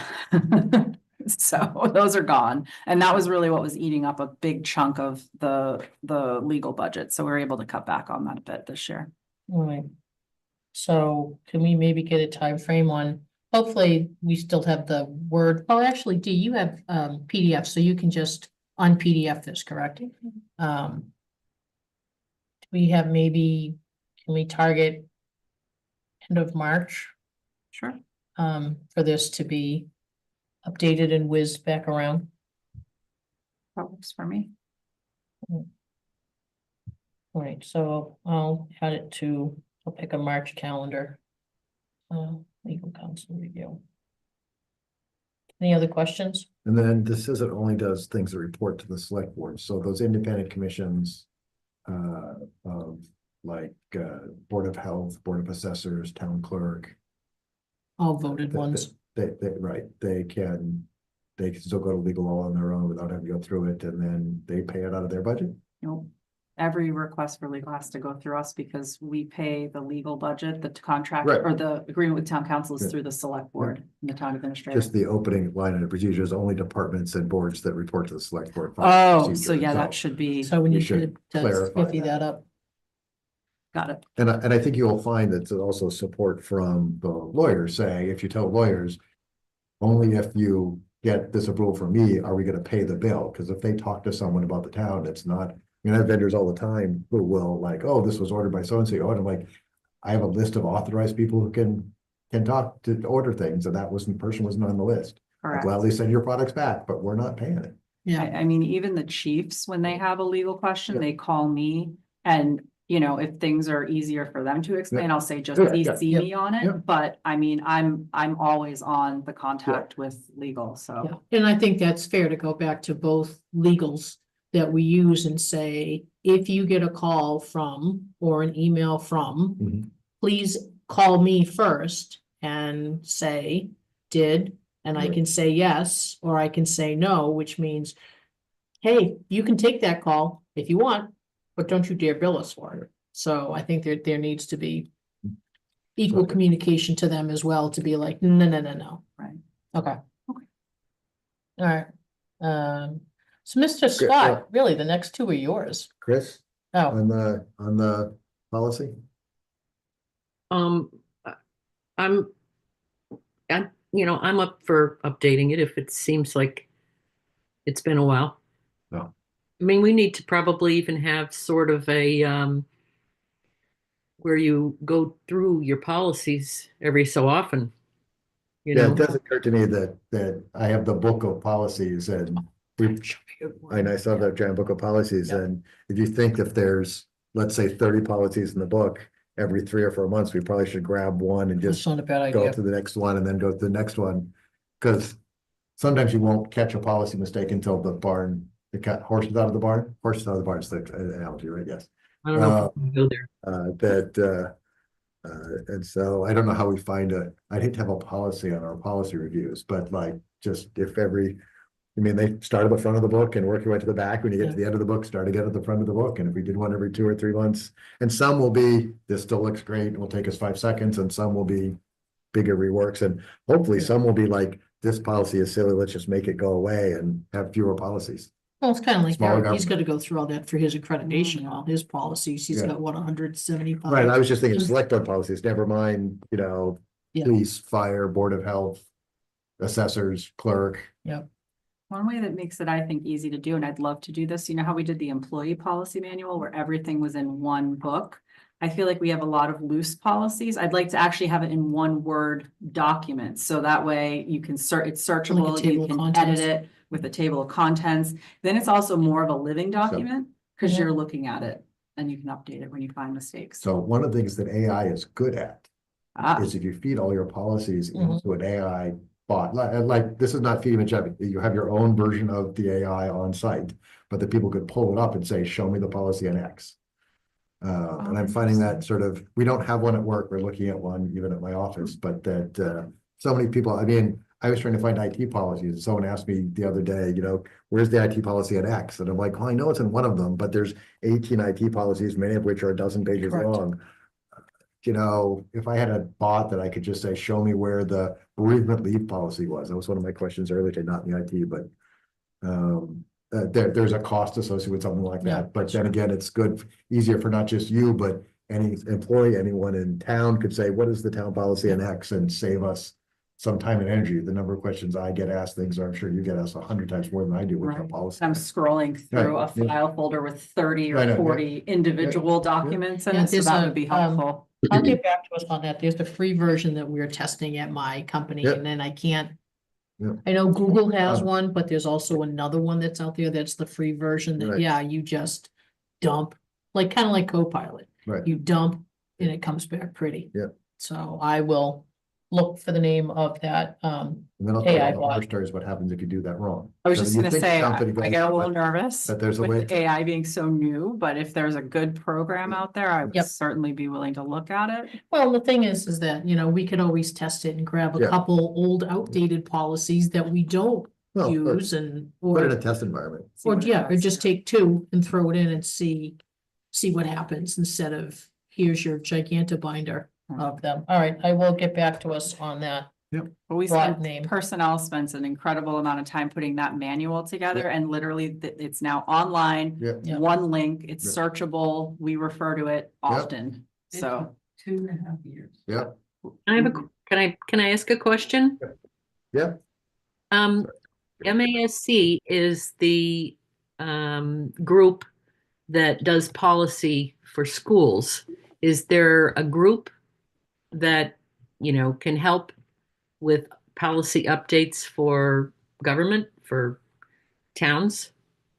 Not that I'm familiar with, the policies tend to be very individualized outside of Mass General law. I think with schools across the state, there's a push for standardization, but cities and towns, you get more of an individualized. I mean, we share documents through our listserv, through TA listserv and small town administrators and the Mass Municipal Association, but it's a great idea. I've never seen them actually put a list of policies together, I think because you can have a lot of variation in it.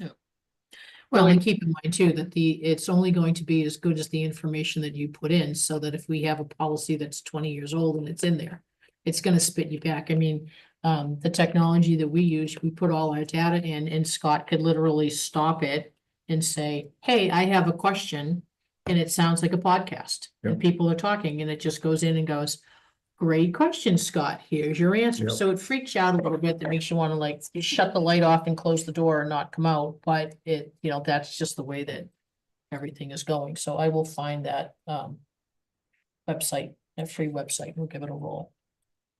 So you were saying F and G, huh? F and G, there Sorry. you. Or G and H, sorry. G and H. G and H. I asked these to people back, they were discussions at previous meetings, but in the what is town and what is not town, and gentlemen's agreements that exist out there that have gray areas. When Carter passed, President Carter passed, there was like the flag didn't get lowered to half staff at that's on church property, and it came back to, is that flagpole a town flagpole or a church flagpole? Is the light that lights it up, you know, Mhm. paid by the town or the church? And in my sort of current mood of one, getting rid of gray areas, but two, in getting rid of gray areas, I've tried to make the town smaller, because the smaller the town stuff we do, the less work there is, and the easier it is to keep costs down. And so if that flagpole belongs to us, which It does in my right, research. right, I think the research is that I would really be in favor of removing it. Because I think that flag that flag is on church property, that pole is on church property, and so it is hard to argue or believe that that is purely a town thing. If the church wants to keep if the church wants to take the flagpole and put it out there and say, anyone who wants to have a flagpole that's sitting on, they can either haul it away or keep it there if they happen to own the land. But that I don't see that as I'm driving by. I don't think the average person on Route 62 thinks of that as a town of Berlin flagpole. We pay the electricity for the light as Right. well. Yep. And when you fly an American flag, it has to be like. Yes. Right. And we did lower it for Carter. Yeah, we did. But it kept getting tangled, and then Fred was afraid about it ripping, so he was going up and untangling it, and then we put it back up, and then it did end up ripping. So we were trying to like be respectful, but at the same time preserve the flag, so it got a little tricky. Right, but then you think of the number of hours of staff time that's gone into something when the average person driving 62 believes it's a church flagpole. Mhm. The person who reached out to me was a longtime town resident who knew it was a town flagpole, but I don't think the town should have a flagpole on church property. I love the church. I think the church does incredible stuff in this town. Mhm. I'm a member of the church, if that has to be a disclaimer, but that like, I think with 1870 has passed, we have separated town from church, and we should separate town from church. So would you maybe want to see if the church is interested in taking over that flagpole? Would Do that we be a sell them the first step? flagpole or I just? I have no problem giving it away. Alright. I wouldn't need any money remuneration for it. So Yeah. I would argue it's worth less than $10,000, Okay. although you can approve anything over 10,000 for Right. as surplus, but. Okay. All right. Chris? So what about the electricity part of this? Shut it off. I'd shut it off or find a way to have the church pay for it. It can't be on a meter that belongs to this building. Right, they'd have to have it changed Right. out. Because the Lions have always reached out about plugging it in, making sure that it's okay. Right. So, yeah, I mean, if the church takes over the pole. Yeah. Then the church either Yeah. takes over the bill or we just shut it off. Who would I know there's a lot of different people at the church that do different things. Does anyone? I would probably No, go through the right. reverend, the new reverend that's at the church and start with Yeah. her. Okay, Chat with her. Barry could probably tell you who the Yeah, deacons Eric, are. let me tell you, Tom could tell you too, Tom. Um, Andrew, Yep. last name was escaping me. Or Stan, Yeah, dump stand. yeah, Dump Stan would probably, the transfer station stand. oh, yeah. Who doesn't think that we're like. You said WMP, I was like. He would probably know who's the right person is, and he's as a town, Yep. it's easy to reach. Perfect, Okay. thank you. Same thing with the clock. Yeah, on the poll, there might be, if the church doesn't want it, there's a small chance like Lions Club. But there might be other, like, the Boy Scouts might decide they want to do it as a town service. The clock or the pole? The poll, so. Oh, okay. Still on the So, pole. Okay. So I'm hoping that it can find a new home that's not government. Oh, that would be nice to reach out to the Lions Club and reach out to the Boy Scouts. Yeah, I mean, again, I lived the church the first crack, Mhm. but I think others might. Because then they can plug it, then they could fly whatever flag they wanted on it too. Because right now it's a government-owned pole, we have a Correct. policy that's only government flags. Someone else is a private citizen owns it or a private group owns it, they can fly whatever flags they Yep. want. Okay. So H, I think is messier, and weirdly, the town owns the clock inside First Parish Church on the tower. And Because it was a thanks meeting to house. June for putting, Right, June put this together. It was a June who put all together, Yes, the of course stuff it going was. back to Mhm. 1870 something or other when the When it clock was a was meeting put house and- there. yep. Yeah, and I get that again, in the mid 1800s, there was not a lot of separation between church and state, and we had town meetings, an annual meeting was held Mhm. there, and it's why we have 1870 town hall, is actually, that was part of the separation of church and state, is to actually build our first sort of town hall. Mhm. And that there is money the town has to maintain and make sure it chimes. And I would love to figure out a way to get the clock back to the church. I think if we gave the clock back to the church, I think it would only be fair that the money that we're holding for the restoration, repair, and chiming of the clock also go back to the church. You It's a can't give donation money account. To a church. I don't believe. Cause if you gave money to that, then you'd Religious also have to give organization. money to any other. I know it's for that. I would give specific money to purpose, any but- organization that we have money to repair an item and we give the item to someone else. Well, was it all designated for the clock, though? Yes, it Mhm. was Yes. designated for the clock. It's called a right. clock striking It's a fund. clock striking fund, yes, $4,000 Mhm. and change. Well, there you go. Give it back Yeah, but give it back to. Who? to the church. Let me find out how we could possibly connect those funds up with the I mean, it's. clock. Right, it's connected to the object, right? It is. But we would literally be taking money out of town funds and transferring it to a Money nonprofit. donated to the town. for the Yes. clock. So it was never tax dollars. Absolutely. The cleanest thing would be to give it back to whoever donated it, which is not going to be 1977. easy. That's exactly. So let me research a little bit how we could send the money with the Yep. clock. Hey, while you're talking to the church about the poll, you wanna just like, Yeah. throw the clock in there too and be like, hey, And- I got a 2-for-1 for you. I And- get you a poll and I get you a clock. And this is not necessarily picking on the church that Barry came to us Mm, months ago because the church was doing some painting and wanted to know if we wanted to paint our clock.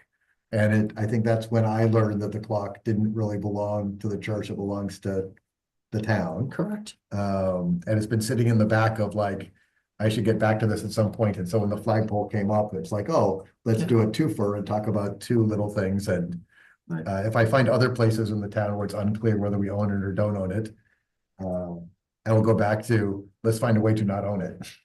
Well, I mean, because Whether it it be did say fire that, trucks or, yeah, I mean, it did say, the town clock, a bequest of one of the church members, so. Right. Is that our loophole to give it back to well, the our, church? we can figure out, I'm sure if we dig more, we could figure out who the church member was. But that's, you're looking at the 1870 part when that's. Yeah, who it's like built it. Yeah, 1882. Yeah. Probably aren't around, yeah. The clock striking, my understanding of town history, which sometimes is great and sometimes not, is that the clock striking fund happened in the 70s or so when the clock stopped striking. And there was some money to make the clock work again, but not enough to make it strike at the time. And so people wanted to donate to that. And the church actually, I think the church helped raise those funds in the clock striking fund to help make it strike. It does not strike currently. Mhm. I don't think there's any plans by us or anybody to make it strike. Doesn't even work. The clock works. Oh, is it Yeah, correct I time? thought the Okay. clock still worked, but the clock does not strike on the hour. To That's be fair, my I don't think I've looked at the understanding. clock in several years. It is my impression the clock works. It's kind of funny because when you talk to people about the clock, their initial response is there's a clock. Yeah. So people aren't even noticing that there's a clock in the tower. All right. Well, Kristen, I think your first stop is reaching out to the new minister and asking her if she wants a poll and a clock. Welcome to ministerial duties. Here's your first strange things that have nothing to do with pastoral care of your flock. Yes, and I can send this documentation that says it was a bequest of one of the church members and say that, we're trying to figure out if it can come with the money. Would they want it one way or the other? Yeah, Correct, especially with the condition of the church where it's still barricaded off, obviously we can't do anything. yeah, I know. I mean, I think Fire Mike needs to slap that red X back up on the building. Cause it had blown Oh, away, it blew away. yeah. And I think that they were looking at finding one that was a little bit more permanent, Okay, that wouldn't I blow can away in ask. a good windstorm.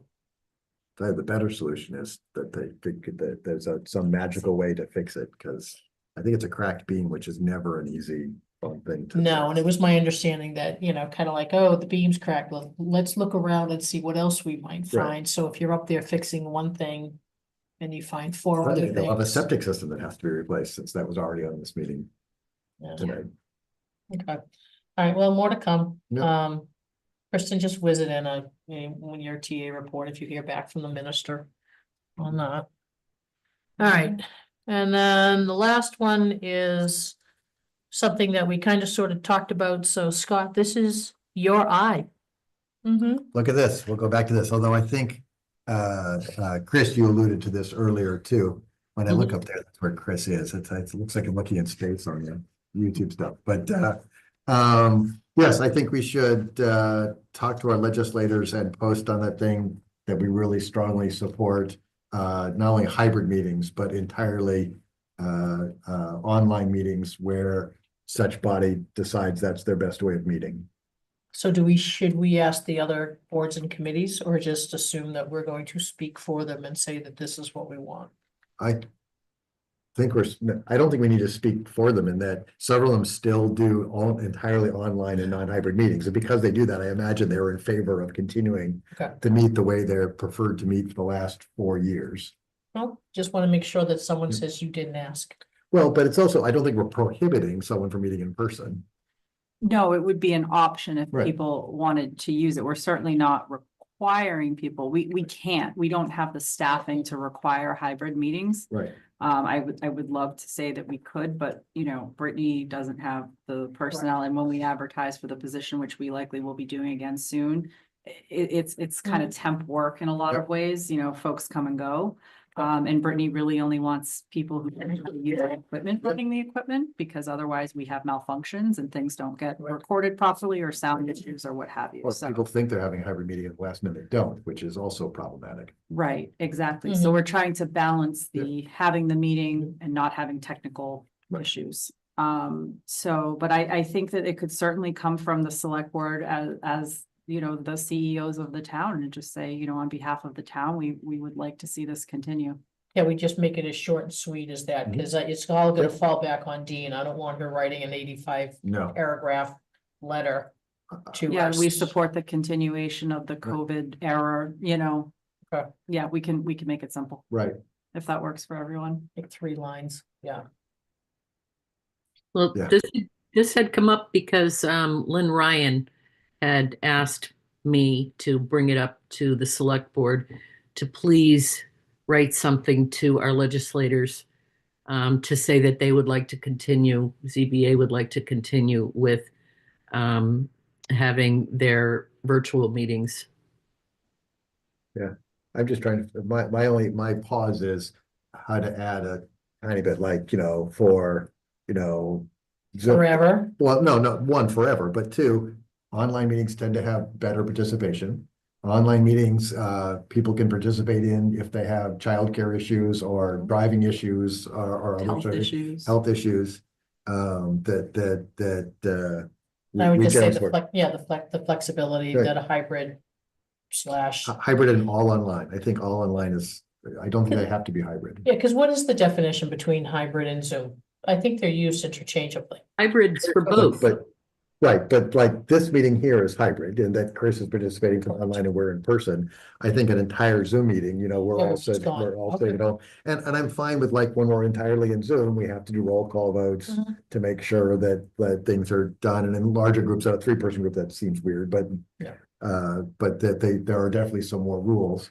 And I'm thinking back when we have to write our policy, Mhm. I would remove it that like we prefer everyone in person. I would find a Mm. way to, I'd rather not have a preference one or the other. I think we prefer what is best for the body that is deliberating, and so that, you know, some can do it, others, and means that I would like, you know, historical loves meeting at 10 o'clock. I'd love to attend their Which I meetings, know. but for that group, that's their best time to meet, and they should, for the volunteers, they should set the best time and format.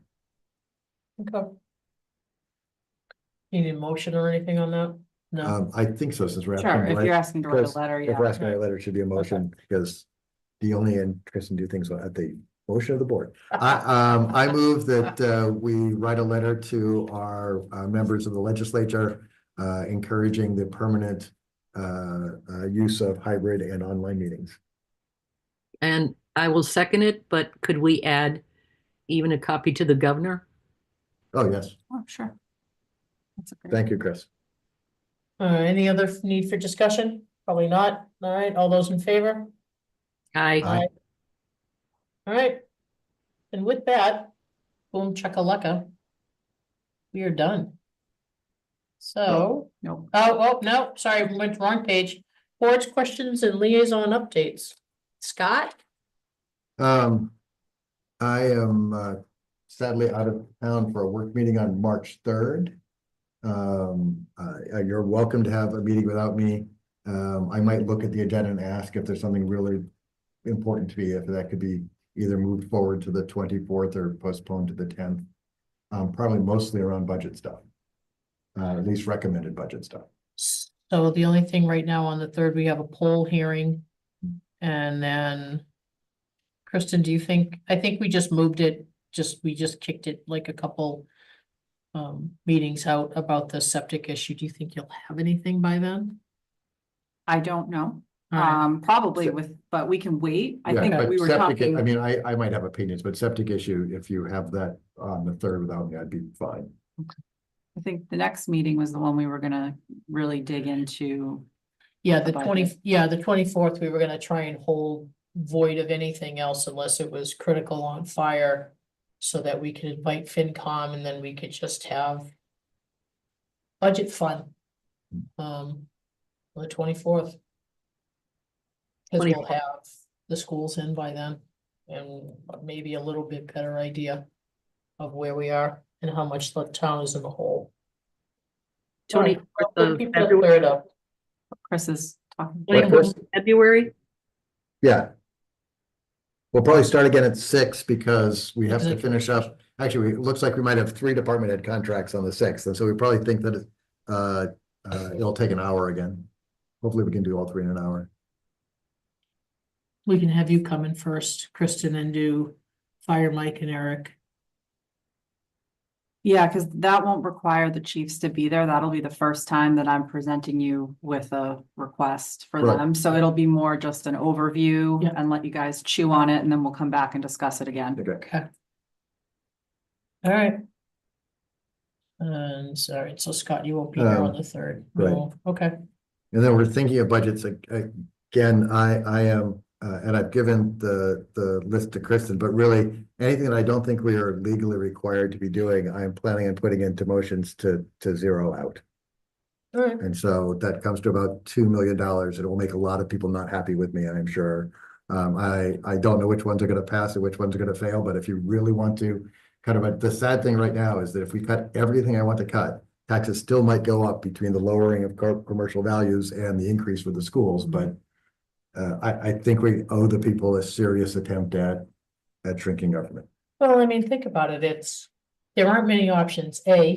Whatever the Right. budget is at, Right. you increase everybody's taxes. That's Right. option one, and you know, get rid of, you do an override, and you Right. get rid of excess taxes levy. So there's option Yeah. A. Option B is you still give the budget everything it wants, but then you just whap the crap out of whatever the Berlin budget is. Right, Option C is you push back and say, here's $20 for the budget, we're cutting, and you get no more. So I mean, your options really are limited, and I think that's a fabulous exercise, and I Yeah. might even give a scroll at it too, is to take Kristen's budget. And again, I don't know what's legally responsible. right. So I would just put. Yep. Insert item here, cost. Yep. And then just tally it, and then Kristen, you come back and look at him and go, no, Peg, you need that, no, Scott, you need that. Oh, yeah, yeah. It's, people aren't gonna be happy with it, but there are no options to be had. We are not Right. flush with money. Well, it's not just flush with money. I agree that we have very hardworking staff in town. None of this is reflected, not only some of the places I'm looking at cutting, I think are valuable things that add value to town. It is not even a ton. I also think that every town employee in every department and department heads for many years have found a way to stretch a penny as far as a penny can be stretched.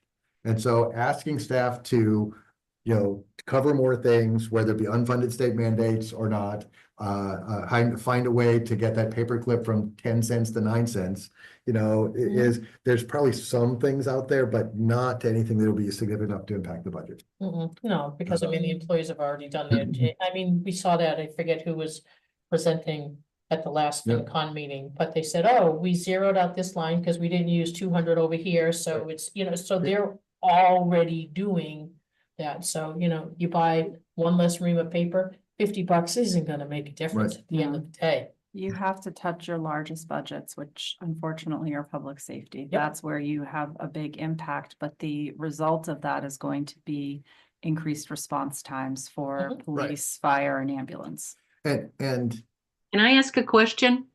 yep, What is this exercise that you're both doing individually? I don't know what you're talking about.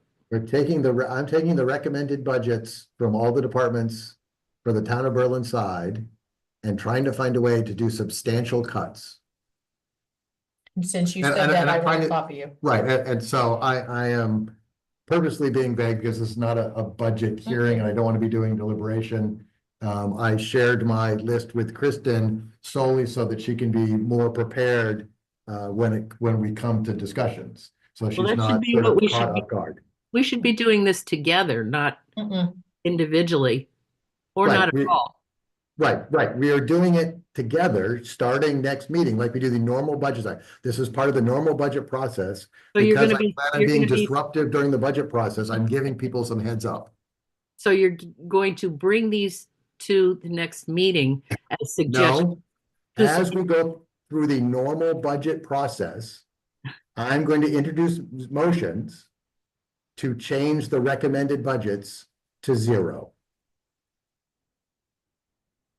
Okay, well, I don't know exactly what budget you're referring to, but it just sounds like an odd thing for a board, one board member to do.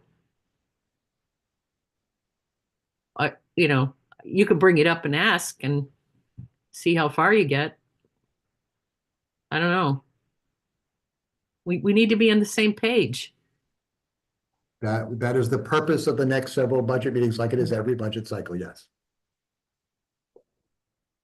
All right. Um, Anything else? Bylaws from fall town meeting, have they been approved by the Attorney General?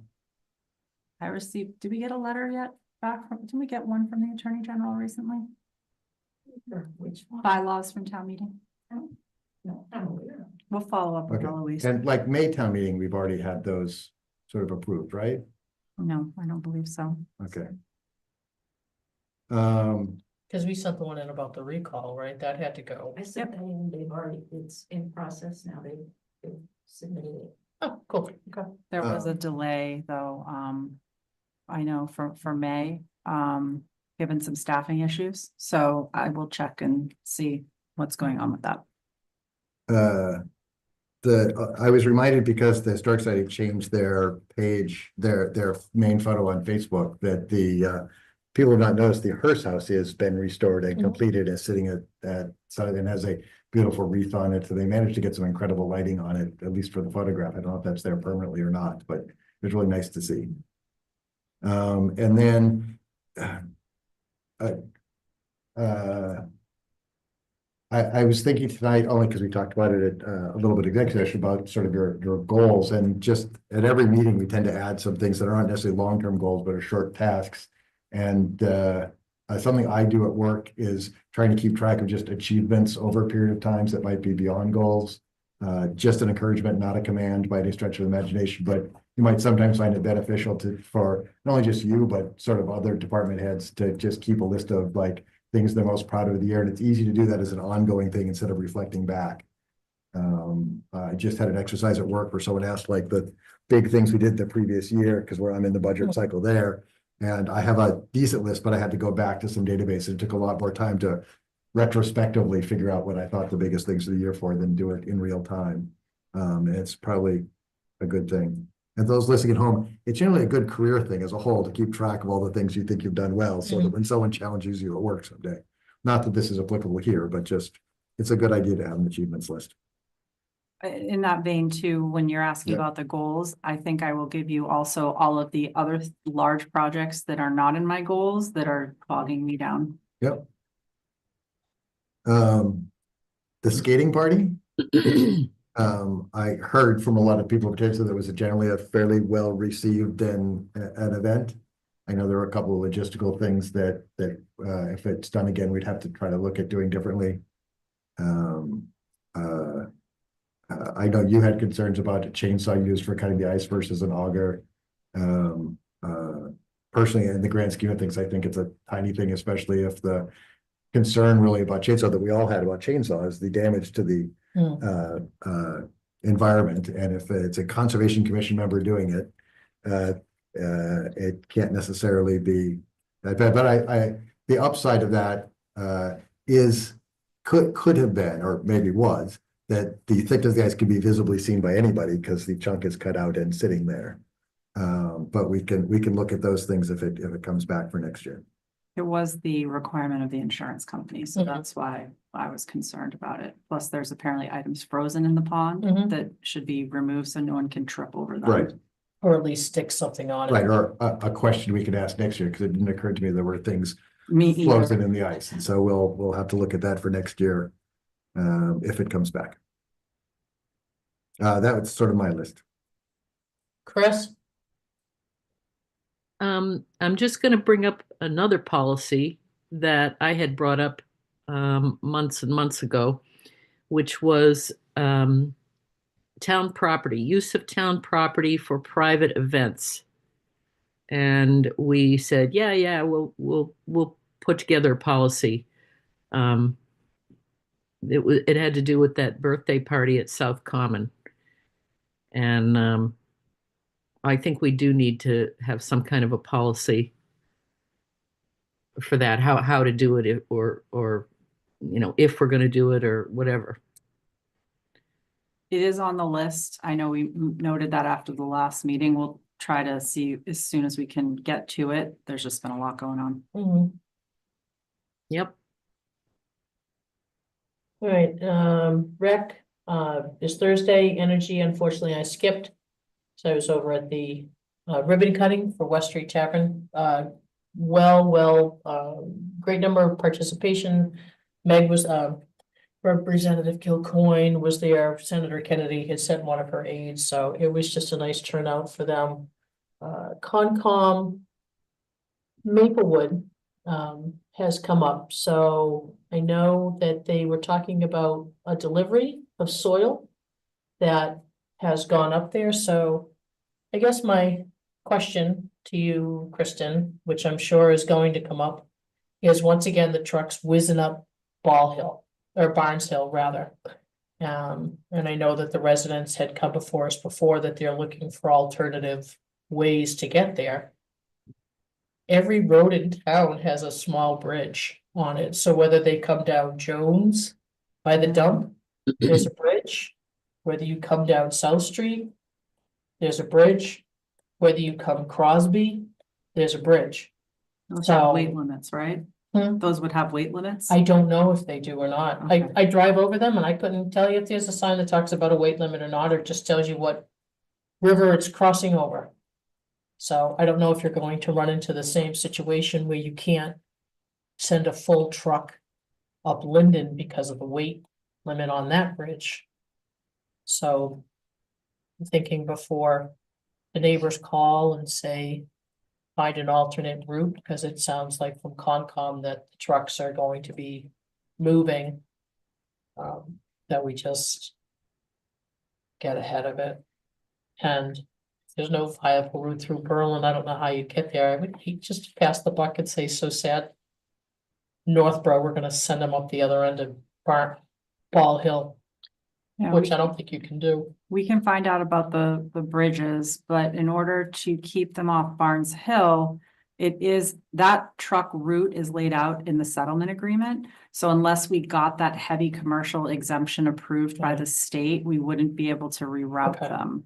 Alright. So that is one route the board can take, is to request that we file the paperwork with the state, which was a process we had started going down actually 2 years ago. And then everything stopped. And then everything came to a halt, and as one of the neighbors tells me, they had a lovely 2 summers without the Yeah. noise and the dust and the house shaking, which I get it's really inconvenient. The problem is, not only are our hands tied by the settlement agreement, but even if we were able to get that heavy truck exemption, you're literally just pushing it probably road. to another neighborhood. So that's the concern that I have as well. Yeah, I mean, and Crosby is already the cut through because of that South Street Bridge that is out. That's another factor. So, but yeah, as I said, you know what, when I go to the dump, I will pay attention and see if there is a weight limit on that, I'll ask Fred. on that bridge. But yeah, every street that I could think of how to get to Linden has a bridge. And when is that Maplewood project done? There is no time. It is based on volume. Yeah. And a slope. They are allowed to get to a 3% slope. They estimate that's 300,000 tons of cubic tons of soil. And they're at about, last time they told me, was about 183,000 at this point. So a little less than 2/3 of what they estimate. But again, it's just an estimate. It's a slope of 3% that they're allowed to get to. And it all depends upon when the soil's available. And if there is a signed agreement that happened before the current select board that that didn't put an end date on it, so there's nothing we can do to add an end date. We can't, and in fact, they couldn't either back then because it was litigated. The town tried to shut it down and we lost in a settlement. We lost in court, basically. Otherwise with Concom, Highland Ridge seems to be okay. They're still working out, issues between neighbors and property on one of the streets in town. Up on Highland Ridge, they did say that they were open, they being Concom was open to modifying the order of conditions to reduce, the number of payments they have to make, but the board at Highland Ridge has yet to get back to them, so I can't think of the gentleman's name. Goes up there all the time and does this thing and submits the bill, so. So, but that's it for Concom. I got nothing else. So now we are down to adjournment. If there's nothing else to talk about, I'll take a motion. Do a motion to adjourn. Second, All right, all those in favor? Aye. Aye. See you in a couple weeks. Yep.